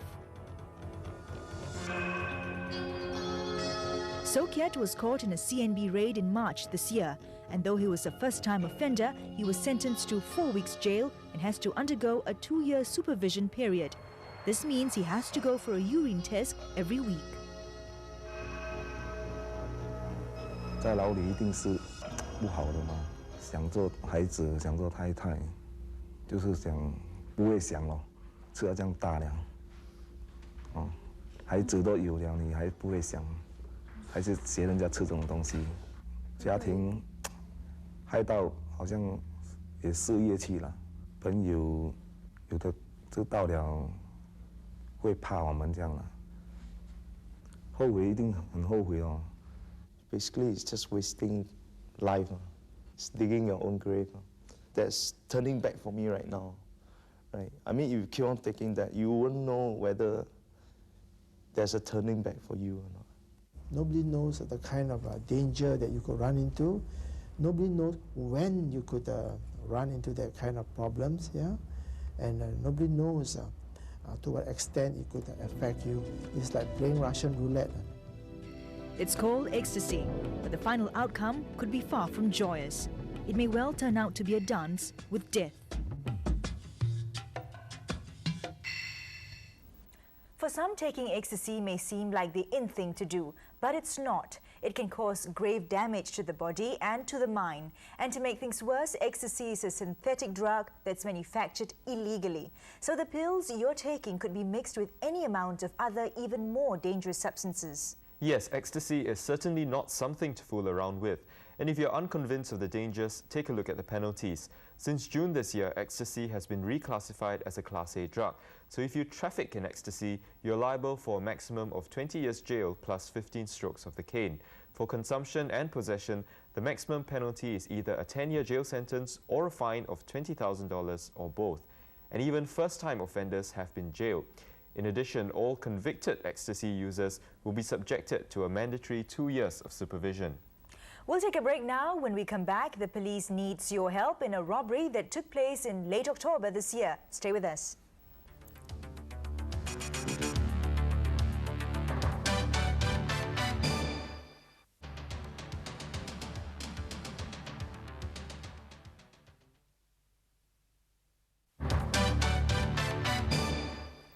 In October this year, a robbery took place in a car park off New Upper Changi Road. A bag containing foreign currencies was stolen and the police needs your help. This is what happened.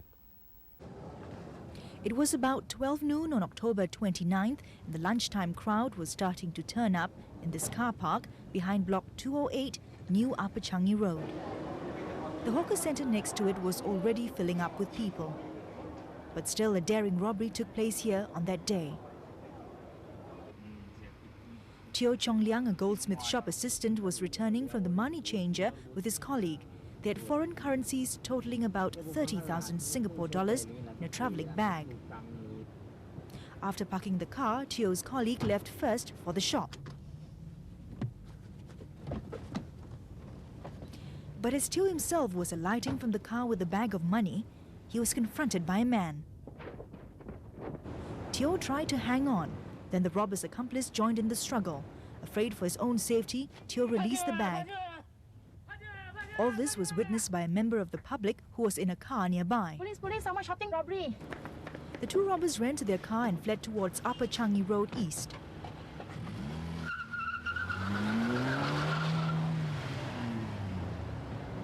The car they used was a stolen white Honda Civic with license plate SBL 5344M. It has since been recovered.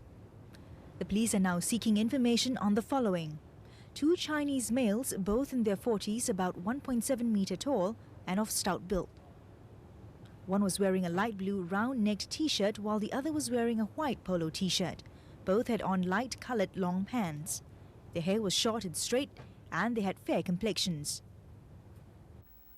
The car the robbers were using was stolen at Bukit Timah Road on 23rd of October and it was discovered at Tembeling Road on 31st of October. If you saw the two men or have any information about the robbery, please call the police hotline at 1-800-225-0000. That's 1-800-225-0000. All information will be kept strictly confidential. Well, the festive period is here again and we're all in a holiday mood. But that doesn't mean the criminals are also on holiday. We can't afford to be careless and give them an opportunity to strike. So stay alert. Remember, low crime doesn't mean no crime. Well, that's all we have for you tonight. And this brings us to the end of Crimewatch for this year. If you want to know more about Crimewatch or the Singapore Police Force, you can access our website at this address. We'll be back next year with more stories from the police files in a new season of Crimewatch. Until then, good night. Good night.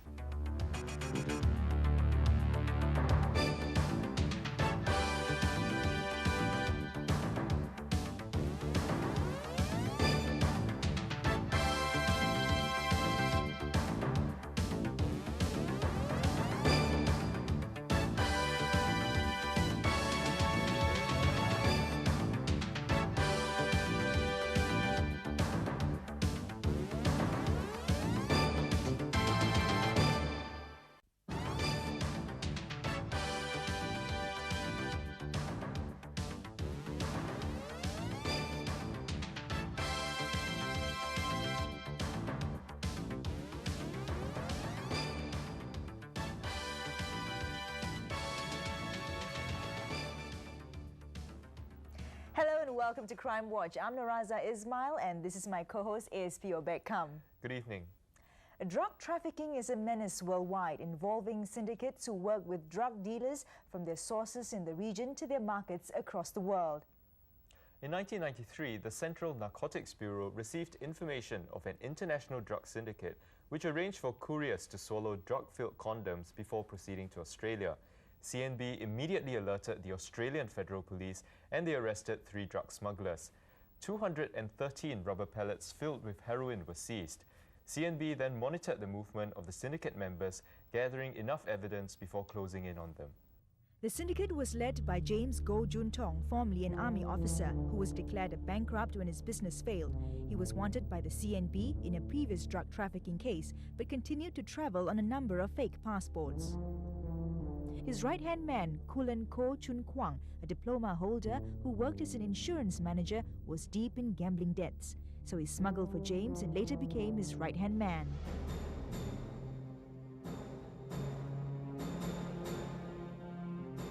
He helped James to collect money after the drugs were delivered. He recruited couriers who, like him, were in dire need of cash. One of them was Jeffrey Tan Seng Kim. The money promise was too good to refuse, enough for him to agree to smuggle rubber pellets of heroin inside his own body by swallowing them one by one. For every pellet, he gets $100 each. The syndicate delivered heroin from Thailand to Australia and Europe via Singapore and Indonesia. This was the largest international syndicate ever uncovered in Singapore. James was linked to a notorious Singapore gang in Europe known as Kong. He flew to Thailand regularly to discuss with his boss who controlled the international network. Heroin from Thailand through Indonesia was stored in a single-story house rented by Colin in Batam. The drugs would be smuggled from here to Singapore and then to their destinations. After a year of investigations, CNB had gathered sufficient intelligence to mount Operation Atlantic. In April 1994, James received an assignment to deliver 226 pallets of heroin to Barcelona. Back in Singapore, James contacted Jeffrey to prepare for the trip. He wanted Jeffrey to get a partner because the amount to swallow was huge. James and Colin went to Batam. James took his family as if they were going for a tour.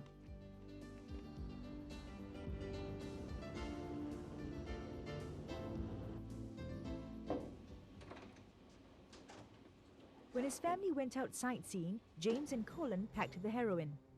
They put the 225 rubber pellets into 3 boxes labelled Dodol, a name of a popular Indonesian sweet.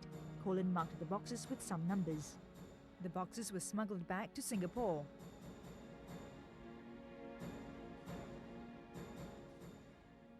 James was not entitled to a legitimate credit card, but he used a forged card made through Colin to settle his bills.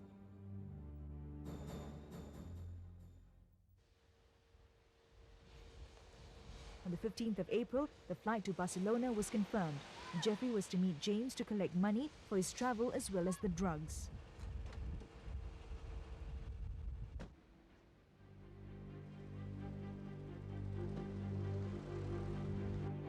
Unknown to them, they were being watched by CNB officers. James came back 20 minutes later.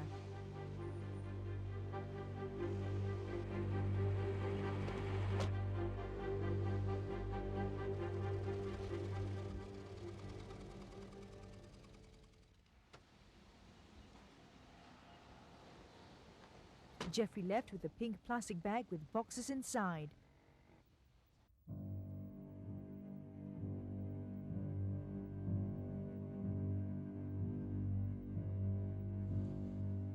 Unwilling to split the money with someone else, Jeffrey didn't get a partner. He also hesitated to swallow all the pellets because the experience was painful and unpleasant. The amount was also meant to be shared and too much for one person to swallow. Instead, Jeffrey took the risk of dumping everything into his luggage. He kept one sample in his pocket to show to the other party on arrival.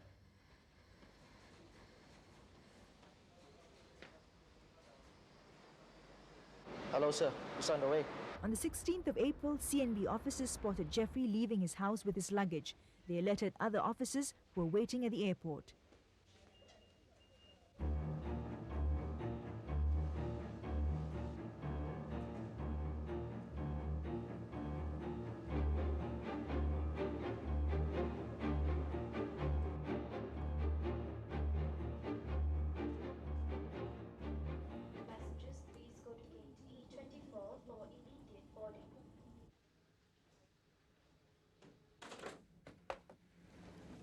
Jeffrey, we are from CNB. We got a few questions to ask you. Can you follow us? Do you have anything to surrender? Go on. Can you take it up? Can you search him? Handcuff him.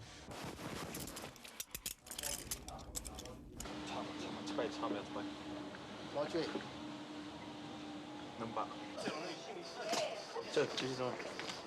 Is this your bag?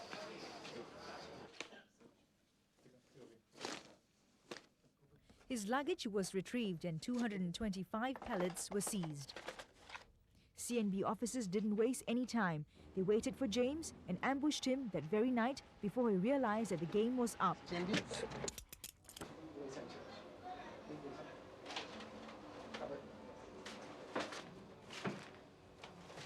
At his house, CNB officers found large amounts of foreign currencies, fake passports, jewelry, and a bunch of keys which didn't belong to any lock in the house. Yes. Similar keys were found when Colin was also arrested, almost at the same time. At first, Jeffrey claimed that he only knew the person who abetted him as uncle. My uncle, he want me to bring it to Spring. But he finally admitted that James was the uncle. Who is this? Uncle. Colin revealed where the drugs were kept. With the assistance of the Indonesian police, CNB officers found the house. The keys seized from James fitted perfectly with the lock of the door.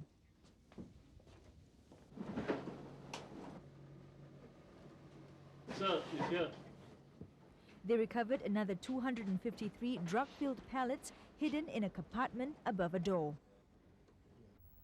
Although no drugs were found on James and Colin, the signature on the credit card and hotel bill, the keys to the rented house and the handwriting at the bottom of the dodo boxes all pointed to their involvement in the drug syndicate.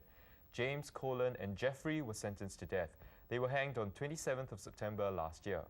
The success of Operation Atlantic can be attributed not only to CNB's vigilant enforcement efforts, but to an amiable working relationship with the external enforcement agencies. It shows the importance of joint efforts with the various drug agencies in our neighbouring countries and worldwide to stop the flow of drugs and crack down on drug syndicates. The vigilance continues. Well, after the break, how ecstasy is a drug that's currently the most abused, a menace to watch out for. So stay tuned.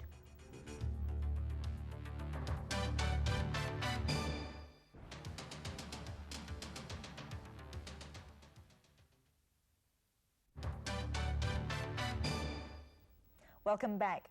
Even as the law continues to be vigilant on drug traffickers and their syndicates, the drug menace takes on different dimensions. One that's reared its ugly head is ecstasy. It's a man-made substance that originated from Holland. Each tablet costs between $40 to $50 and is easy to smuggle in. This is now one of the most commonly abused substances among the young. Out of 661 ecstasy abusers arrested last year, 534 are new abusers. This is indeed a worrying trend and signals the need for the problem to be nipped in the bud before it spreads. There's a misconception that the drug is harmless, a soft drug that's cool and the in thing. The drug makes the person high, and it is in this false sense of feeling good that an overdose can take place.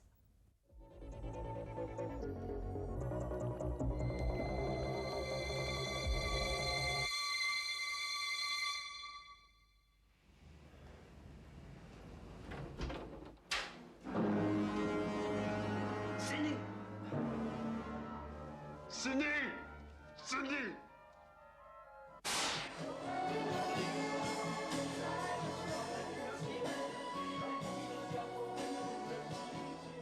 26-year-old Cindy Tay was a hostess in a club. She was living with a 33-year-old boyfriend in an apartment they shared with another woman, her son and maid. On the 24th of September last year, they were discussing the renewal of the lease of the apartment. The woman noticed that Cindy looked depressed, but didn't ask her why. Can't give an answer, you know what's happening, right? The lawyer have told me. And Cindy's boyfriend was involved in a court case for helping to dispose of stolen property, and he would probably go to jail. This was believed to be the cause of Cindy's depression.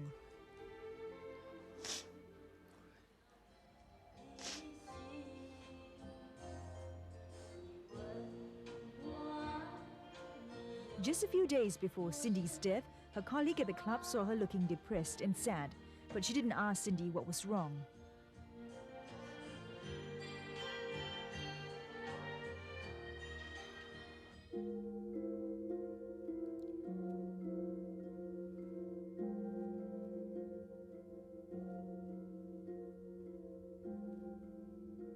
On that fateful day, Cindy was seen leaving the house alone.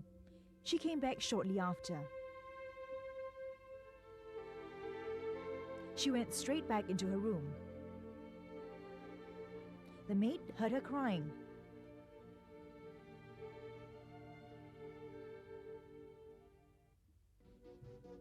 Cindy was believed to have taken the ecstasy pills after her boyfriend left the house at about 5 p.m.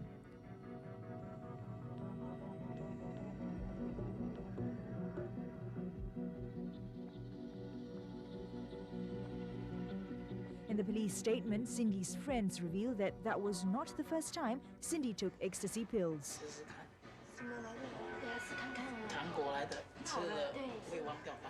Cindy was believed to have taken ecstasy before. It was given to her by customers at the club she was working in.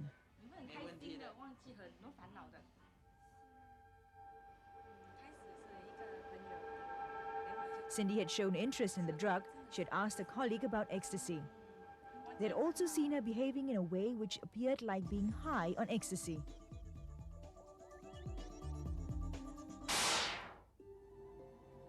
Cindy was certified dead by the time the ambulance arrived. She died from acute ecstasy poisoning.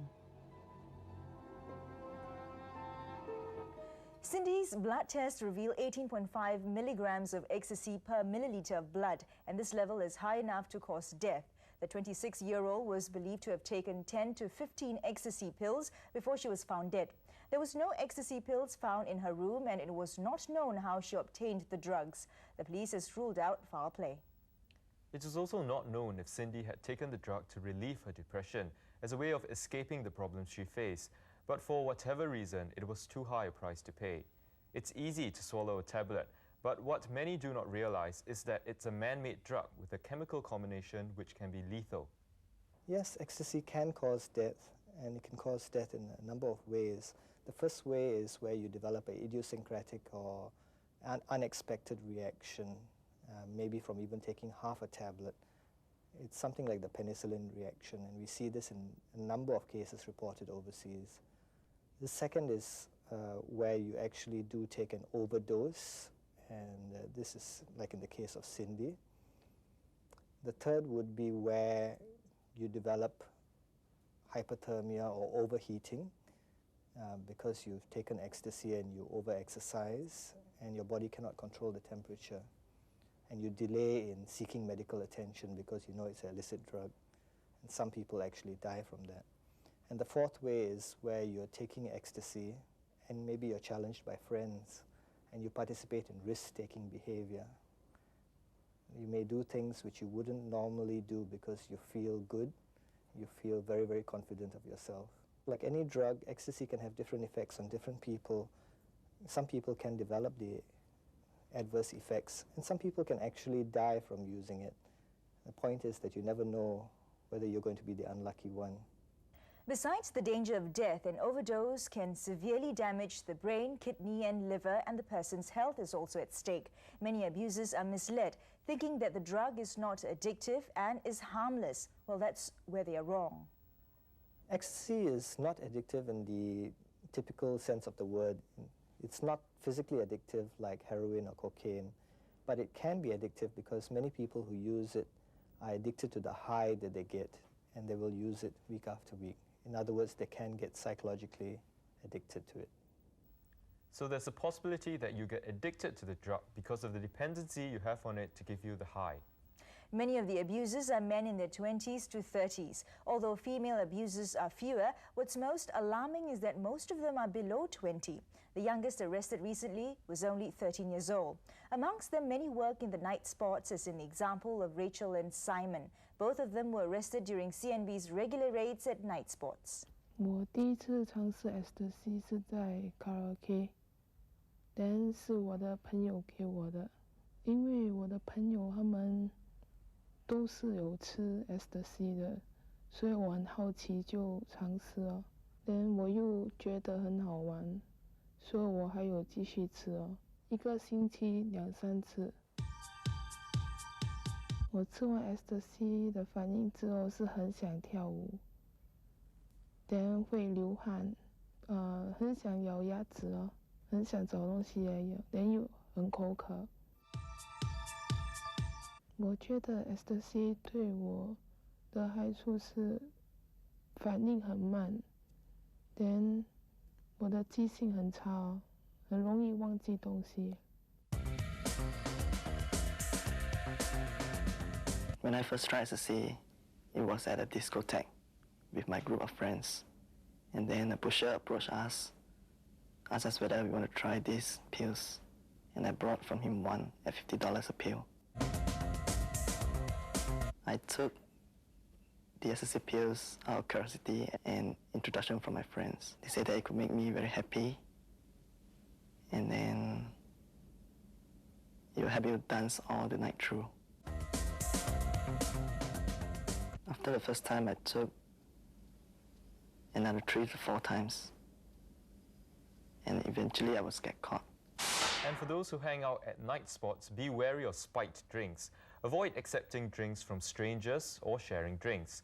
Owners of entertainment outlets are also encouraged to cooperate actively with CNB to weed out drug abusers and pushers from their premises. Ecstasy abusers who want to kick the habit can approach the counsellors from SANA or Family Service Centres for help. Ecstasy has been identified as the drug that will cause a major drug problem in the world at the turn of the century. So there's a need to prevent the abuse of such a drug before it gets out of hand. Ecstasy is a Class A controlled drug. The law will come down hard on anyone found to be abusing it. Under the Misuse of Drugs Act, a person charged for consumption and possession of ecstasy could be sentenced to a maximum of 10 years imprisonment or fined $20,000 or both. Abusers are also subjected to a mandatory 2-year supervision order, which requires them to report to CNB for a urine test regularly. For traffickers of ecstasy, the maximum penalty is 20 years imprisonment and 15 strokes of the cane. For import or export of ecstasy, the maximum penalty is 30 years imprisonment and 15 strokes. Well, coming back after the break, we take a look at how speeding can kill.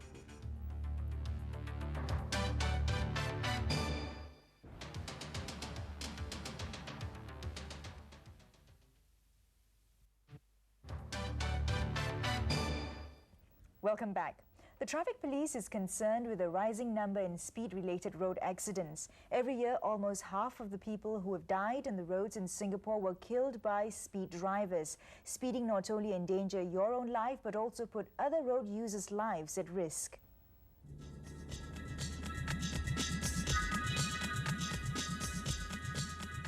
It was the 4th of June 1995, around 4 in the morning. 18-year-old Yong Ka-seong was driving on the ECP towards the direction of Changi Airport. He had 4 other friends in his car. You got so much money, need to work, man. What? Last week, got anything? Got. I brought my cousin down. At the same time, on the other end of the highway was 19-year-old national serviceman Choi Ying-kyong. Choi had been there since 2:30 in the morning. He was getting ready to be marshal for the SAF half marathon, which was to start at 5:30 a.m.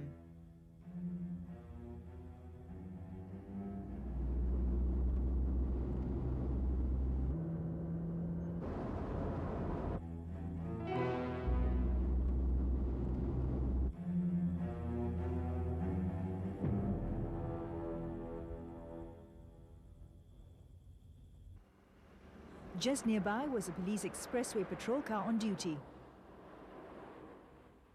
Yong's car was spotted speeding at 191 kilometers per hour by the patrol car, a speed which had way exceeded the authorized speed limit of 80 kilometers per hour. The patrol car immediately gave chase and indicated Yong to stop. What's wrong? I think traffic police behind. Yong did stop, but only to speed off again.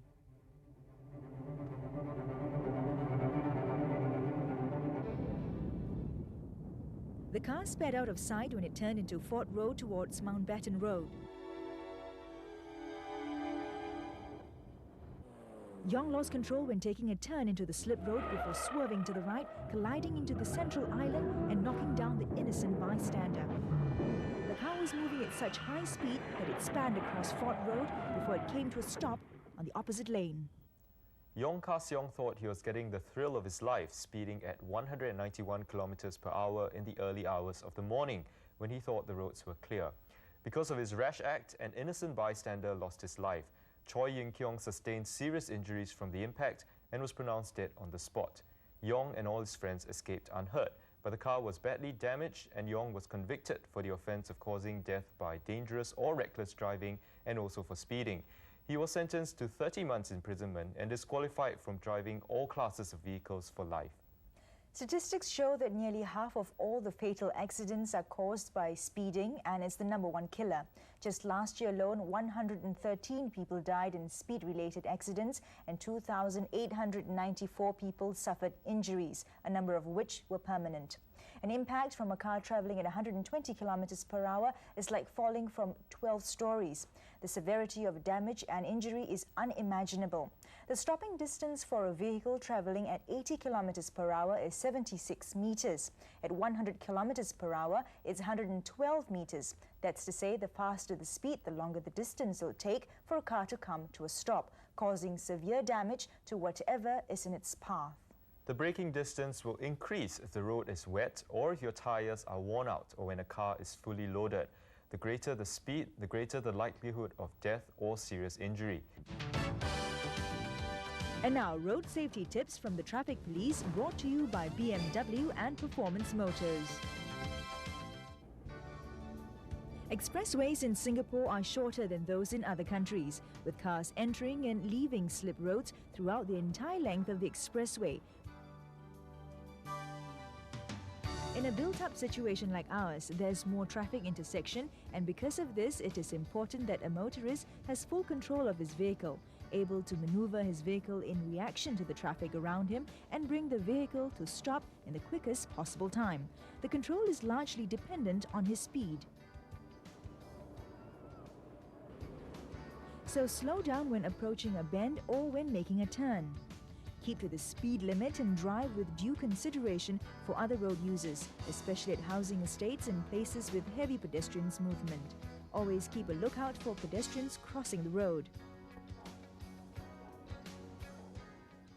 Singapore roads are well designed for commuters, but they are not meant for speeding. So kill the speed before it kills you. A jeweler robbed of $500,000 in cash on a bright sunny afternoon. The police need your help. It was the 16th of May this year. Lu Jiaohe was leaving the OCBC building at Julius Street at about 10:45 a.m. He had just withdrawn $500,000 from the bank and was walking away from the building with his godmother. The cash was in a white envelope which he held in his hand.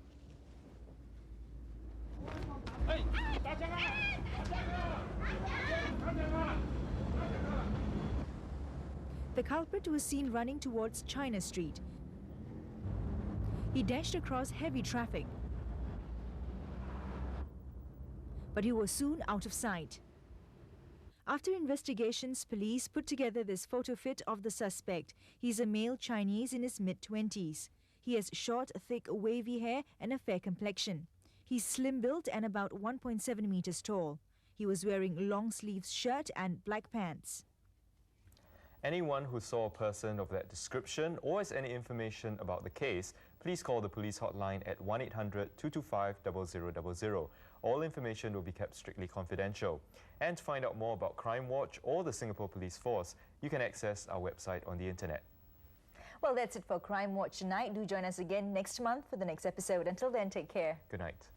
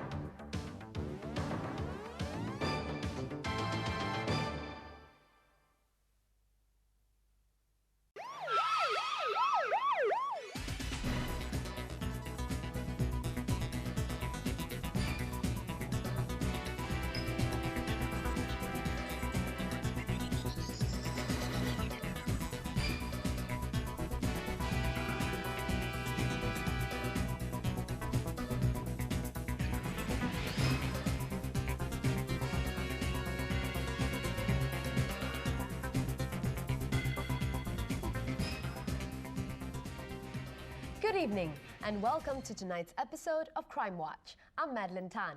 And I'm ASP Tristan Sim. Tonight, we will highlight how the Central Narcotics Bureau crippled 3 international drug runs and in an operation codenamed Ember, arrest key members of the syndicate. Following this, a message to all parents and teenagers on inhalant abuse, or what is more commonly known as glue sniffing.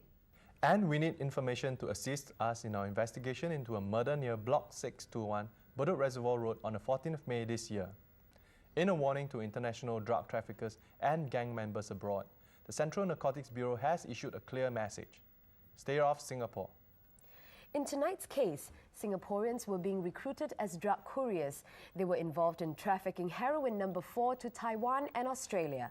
Heroin number 4 is a purer form of heroin, commonly abused in the United States, Australia and Europe. It has a purity as high as 90%. Although no drugs entered Singapore, this did not prevent the CNB from taking firm enforcement action against the drug couriers and members of the syndicate operating here in Singapore. Ho Ah-bee and her friend Lim Se-yi had problems. They had heavy gambling debts and they owed a lot of money to money lenders. In June 1995, Po's nephew Ko Po Chai, alias Xiao Chai, came to them. He had previously been convicted for armed robbery. Xiao Chai was already under investigation since May that year. CNB intelligence had implicated him to be part of an international drug trafficking syndicate.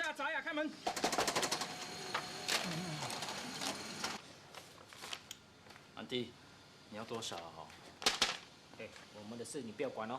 阿姨，有什么这样困难？你帮我做一件小事，你能够赚好多的钱，很容易的吗？跟我带些白粉从马来西亚带到台湾，一下子好几千块就过手了，没问题的嘛。Xiao Chai dangles the bait, a large sum of money to each of them. Po and Lim could not resist the offer. They accepted. Investigating officers watched Xiao Chai closely. Xiao Chai was observed talking to Ang Chai Huat, alias Yan A. Ang Chai Huat already had previous criminal records. He was the headman of a triad gang, and in 1972, he was implicated in the murder of a gang member. Later investigations revealed that Ang Chai Huat was giving Xiao Chai instructions on a drug run to Taipei. Instructions which Xiao Chai was to give to Po and Lim. 那天我跟你讲了，事情要记得啊。我要你们2个明天就去。明天去啊，不要带太多东西，越简单越好。去那个咖啡店这边，就是这边这一间，它前面有一个很大的树的。到了那边咖啡店啊，你记得买好2包香烟，你放在桌子上，你一放下去，我那边人就知道是我派你们去的。你们去台湾？是，我们要去的是。到台湾联络这个人。The next day, Po and Lim took a flight from Kuala Lumpur to Taipei. CNB officers immediately contacted the Taiwan authorities of the impending drug run. We'll be smuggling narcotic drugs into Taipei. Lim Se-yi and Po Ah-bee were arrested at Chiang Kai-shek International Airport, Taipei. They had with them 4.031 kilograms of heroin number 4. They have been sentenced to life imprisonment in Taiwan. The foiled drug run in June did not deter the syndicate. CNB continued their investigations on the syndicate's activities, which led to this man, Lo Ho Ping, who already had a criminal record, including an arrest in 1985 for drug trafficking, for which he was detained for 8.5 years. Seo Seng Nam, alias Pui Kian, was a chronic gambler. He frequented gambling dens like this one, and that was where Lo Ho Ping found him and took advantage of Pui Kian's situation.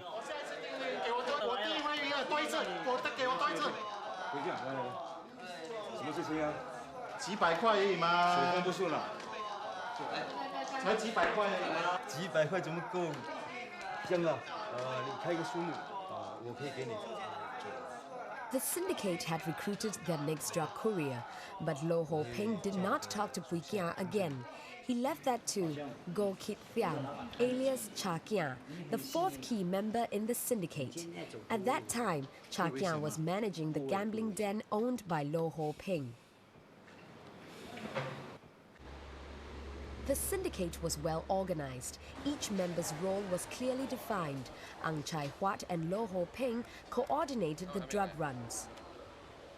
Cha Kia and Xiao Chai were the recruiters, and only they maintained regular contacts with their drug couriers. On 3rd July, Cha Kia received information for another drug run. This time, the drug run was to Perth, Australia. The next day, Cha Kia met Pui Kia.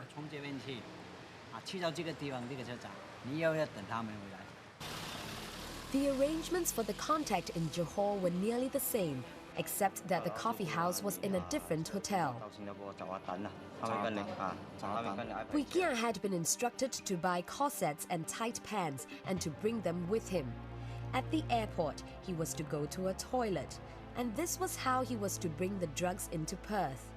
The drugs were packed into 2 packets that he had to strap to his body using the corsets. The tight pants were to help minimize any bulges.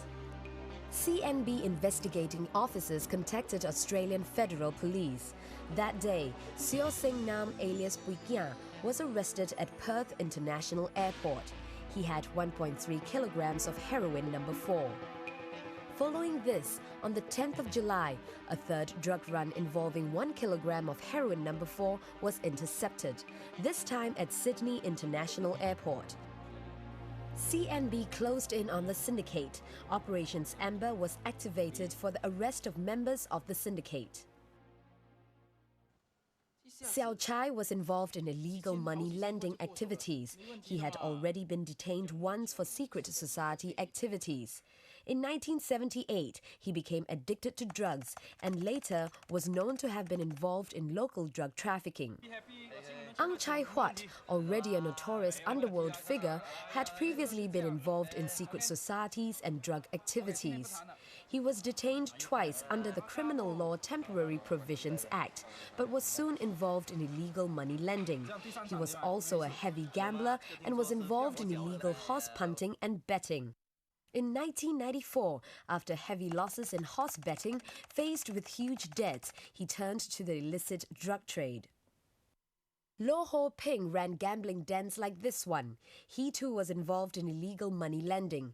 In 1985, he had been detained for his role in trafficking drugs to Australia. Lo Ho Ping immediately went back to illicit drug trafficking. Cha Kia assisted Lo Ho Ping in running gambling dens and illegal money lending activities. He was a very dangerous man.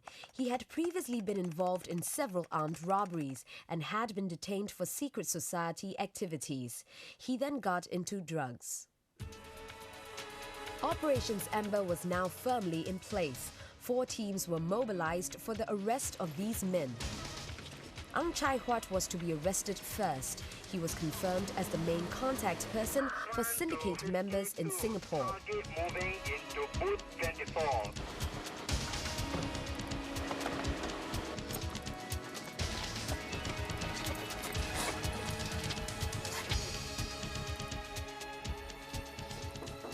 A second team closed in on Lo Ho Ping 3 hours later at his rented condominium apartment. He was confirmed as a coordinator in the syndicate. Next was Cha Kia. Cha Kia was identified as a recruiter of drug couriers. His main targets were people who were heavily indebted and thus were easy targets. And finally, Xiao Chai, who had recruited his own aunt to be a drug courier. Xiao Chai and his friends were trailed to a shopping center. There, they went up to a private club. CNB officers moved in. Ang Chai Huat, alias Yen A, Lo Ho Ping. Go Kit Thiam, alias Cha Kia, and Ko Po Chai, alias Xiao Chai, were arrested. All 4 were members of an international drug trafficking syndicate. There is clear evidence implicating the 4 men in international drug trafficking, but it was difficult to prosecute them as no drugs entered Singapore. They used aliases, so it was difficult to connect them to the drug couriers, and anyone connected with them were fearful of reprisals and were unwilling witnesses. The 4 men were detained under the Criminal Law Temporary Provisions Act. The act empowers authorities to detain hardcore criminals who would otherwise evade the law, especially in cases where prosecution witnesses are prevented from testifying through threats and reprisals. Singapore takes a very firm and tough stance against illicit drug trafficking and will do its part in fighting international drug trafficking. When we come back, we look at inhalant abuse or glue sniffing.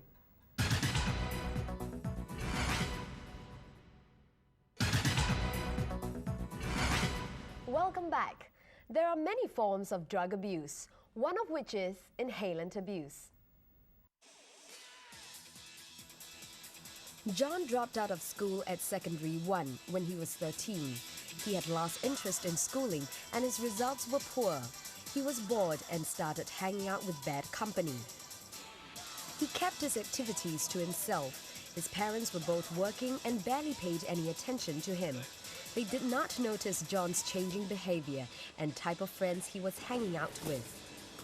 Then one day...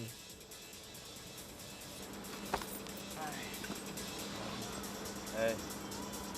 什么？ You sure? Tell me fine, huh?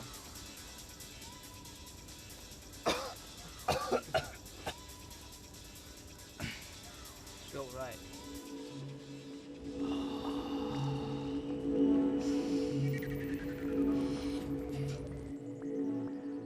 For 2 years, John sniffed glue. They would sniff glue at each other's homes, or even pool enough money to rent a hotel room to sniff glue in. At other times, like this one, they would sniff in deserted places.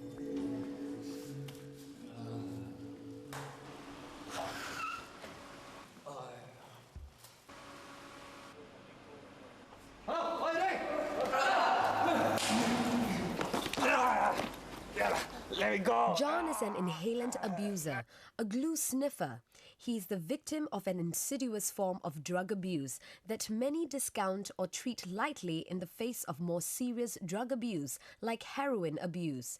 But inhalant abuse, like all drug abuses, has serious consequences. Between 1995 to 1998, of over 1,000 inhalant abuse cases detected, more than half of them are youths aged 19 and below. And last year, a slight increase has been detected. Since Singapore's most valuable resource is her people, it is vital that they be educated on inhalant abuse. But what exactly is inhalant abuse? In the local context, inhalant abuse, or more commonly known as glue sniffing, is the sniffing of vapors or fumes of glue, paint and thinner. These substances are abused when they are sniffed to an extent that the user becomes high or reaches an altered state of mind. Inhalant abuse is often the stepping stone to more hardcore drugs like heroin. School dropouts, unemployed youth with no proper guidance or with family problems are more likely to get involved in inhalant abuse. My friend, they say that it was cool and good. They persuade me, but I didn't want to do it. I'm so confused and I did it. I'm having glue sniffing for almost 2 years. This is typical of many abusers. They get into inhalant abuse because of peer pressure. But what is even more significant is how parents do not notice the abuse. My parents did not notice it even when I was heavy into glue. I think they was too busy. This situation can be avoided. There are signs and symptoms that an inhalant abuser will exhibit. We asked Ms. Lim how parents could identify if their child is an inhalant abuser. From my experience, the child's behavior will change. For example, his grades in school may drop. He may spend more time alone or hang out with negative peers. Parents can also look up for telltale signs like glue stains on his clothes, especially around the pocket, and sores around the mouth area. Other telltale signs include strong smell of solvents and glue on clothes and breath, memory lapses, difficulty in concentration, loss of weight, slurred speech, mood swings, unexplained tiredness and lethargy. Inhalant abuse is not just another drug problem.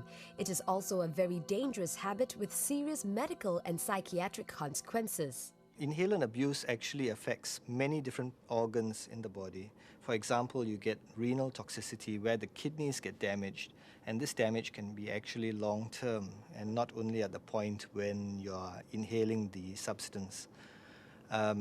Other organs that are involved are the liver. You can actually cause liver damage. Very few people realize how much damage can be done to the brain.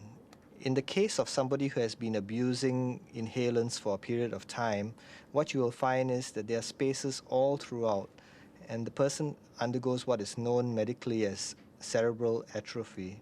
In other words, if you look at pictures of your brain would be shrunken.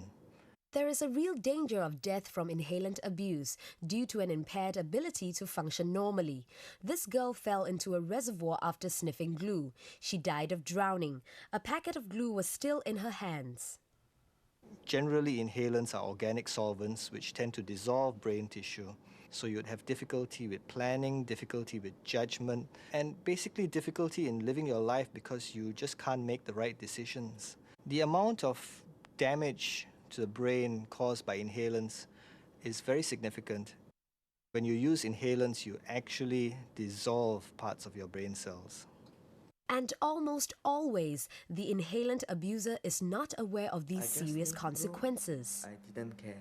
I know that I have changed, but I never thought it was going to be like this. I didn't know. CNB is intensifying publicity on inhalant abuse, which can lead to the abuse of more serious drugs like heroin. Apart from preventive education, CNB also takes serious enforcement actions against inhalant abusers. When a person is suspected of abusing inhalants, he will be required to go for the blood test. And if the result of the blood test shows that there is at least 1 microgram of toluene per milliliter of blood, then the suspect is confirmed to have abused inhalants. Well, if the person refused to do the blood specimen test, then he may be liable for a fine of up to maximum $2,000 or imprisonment term of 3 months. Depending on the circumstances, various actions could be taken against an inhalant abuser. The abuser could be placed under supervision for a period of 1 year. He could be sent for inhalant abuse rehabilitation at the Inhalant Training Center, Lloyd Lee's Work Release Camp. Lloyd Lee's Work Release Camp is a prison institution. The prison's department is a preventive and rehabilitation regime that works closely in collaboration with CNB and the police in various instances, like in the case of inhalant abusers. Lloyd Lee's Work Release Camp administers the various programs under the CBR, or what we call the Community-Based Rehabilitation Program for Drug Addicts. The center also conducts the rehabilitation program for inhalant abusers. A two-pronged approach is adopted in the treatment of inhalant abusers. One is that of deterrence, and the other is that of rehabilitation. As a result, the program comprises basically of a strict regime.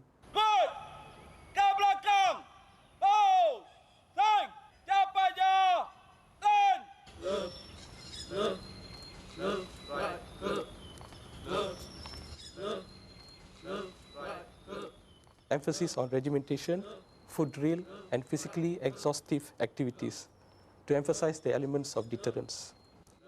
Now, of course, the various ample rehabilitative opportunities are also provided for. This consists of individual counseling, group counseling, religious counseling, and family counseling, where family members are even invited to join in. CNB's enforcement actions do not begin only with abusers. It starts at the source, where inhalant abusers buy the glue, thinner, and other materials they use in their abuse. Under the Intoxicating Substances Act, CNB may require shopkeepers to maintain a register of the particulars of those who purchase glue and any other inhalant products from their shop. Failure to maintain such a register is an offence.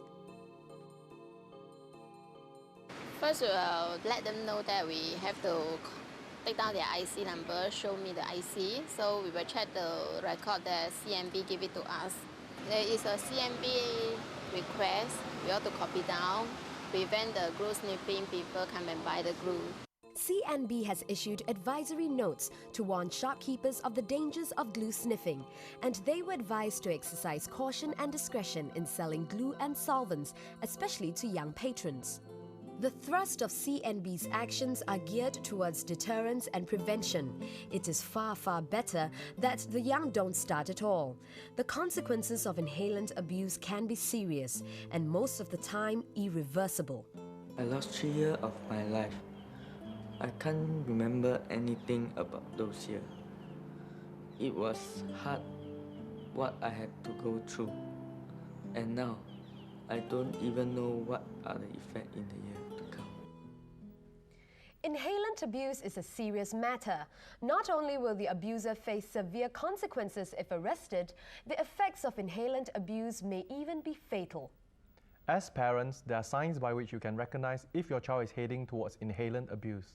Parents can contact SANA for advice if they suspect that a child is abusing inhalants. Prevention is better than cure, and tonight our message is clear. Drug abuse causes permanent damage to your body and mind. Don't start on inhalant abuse.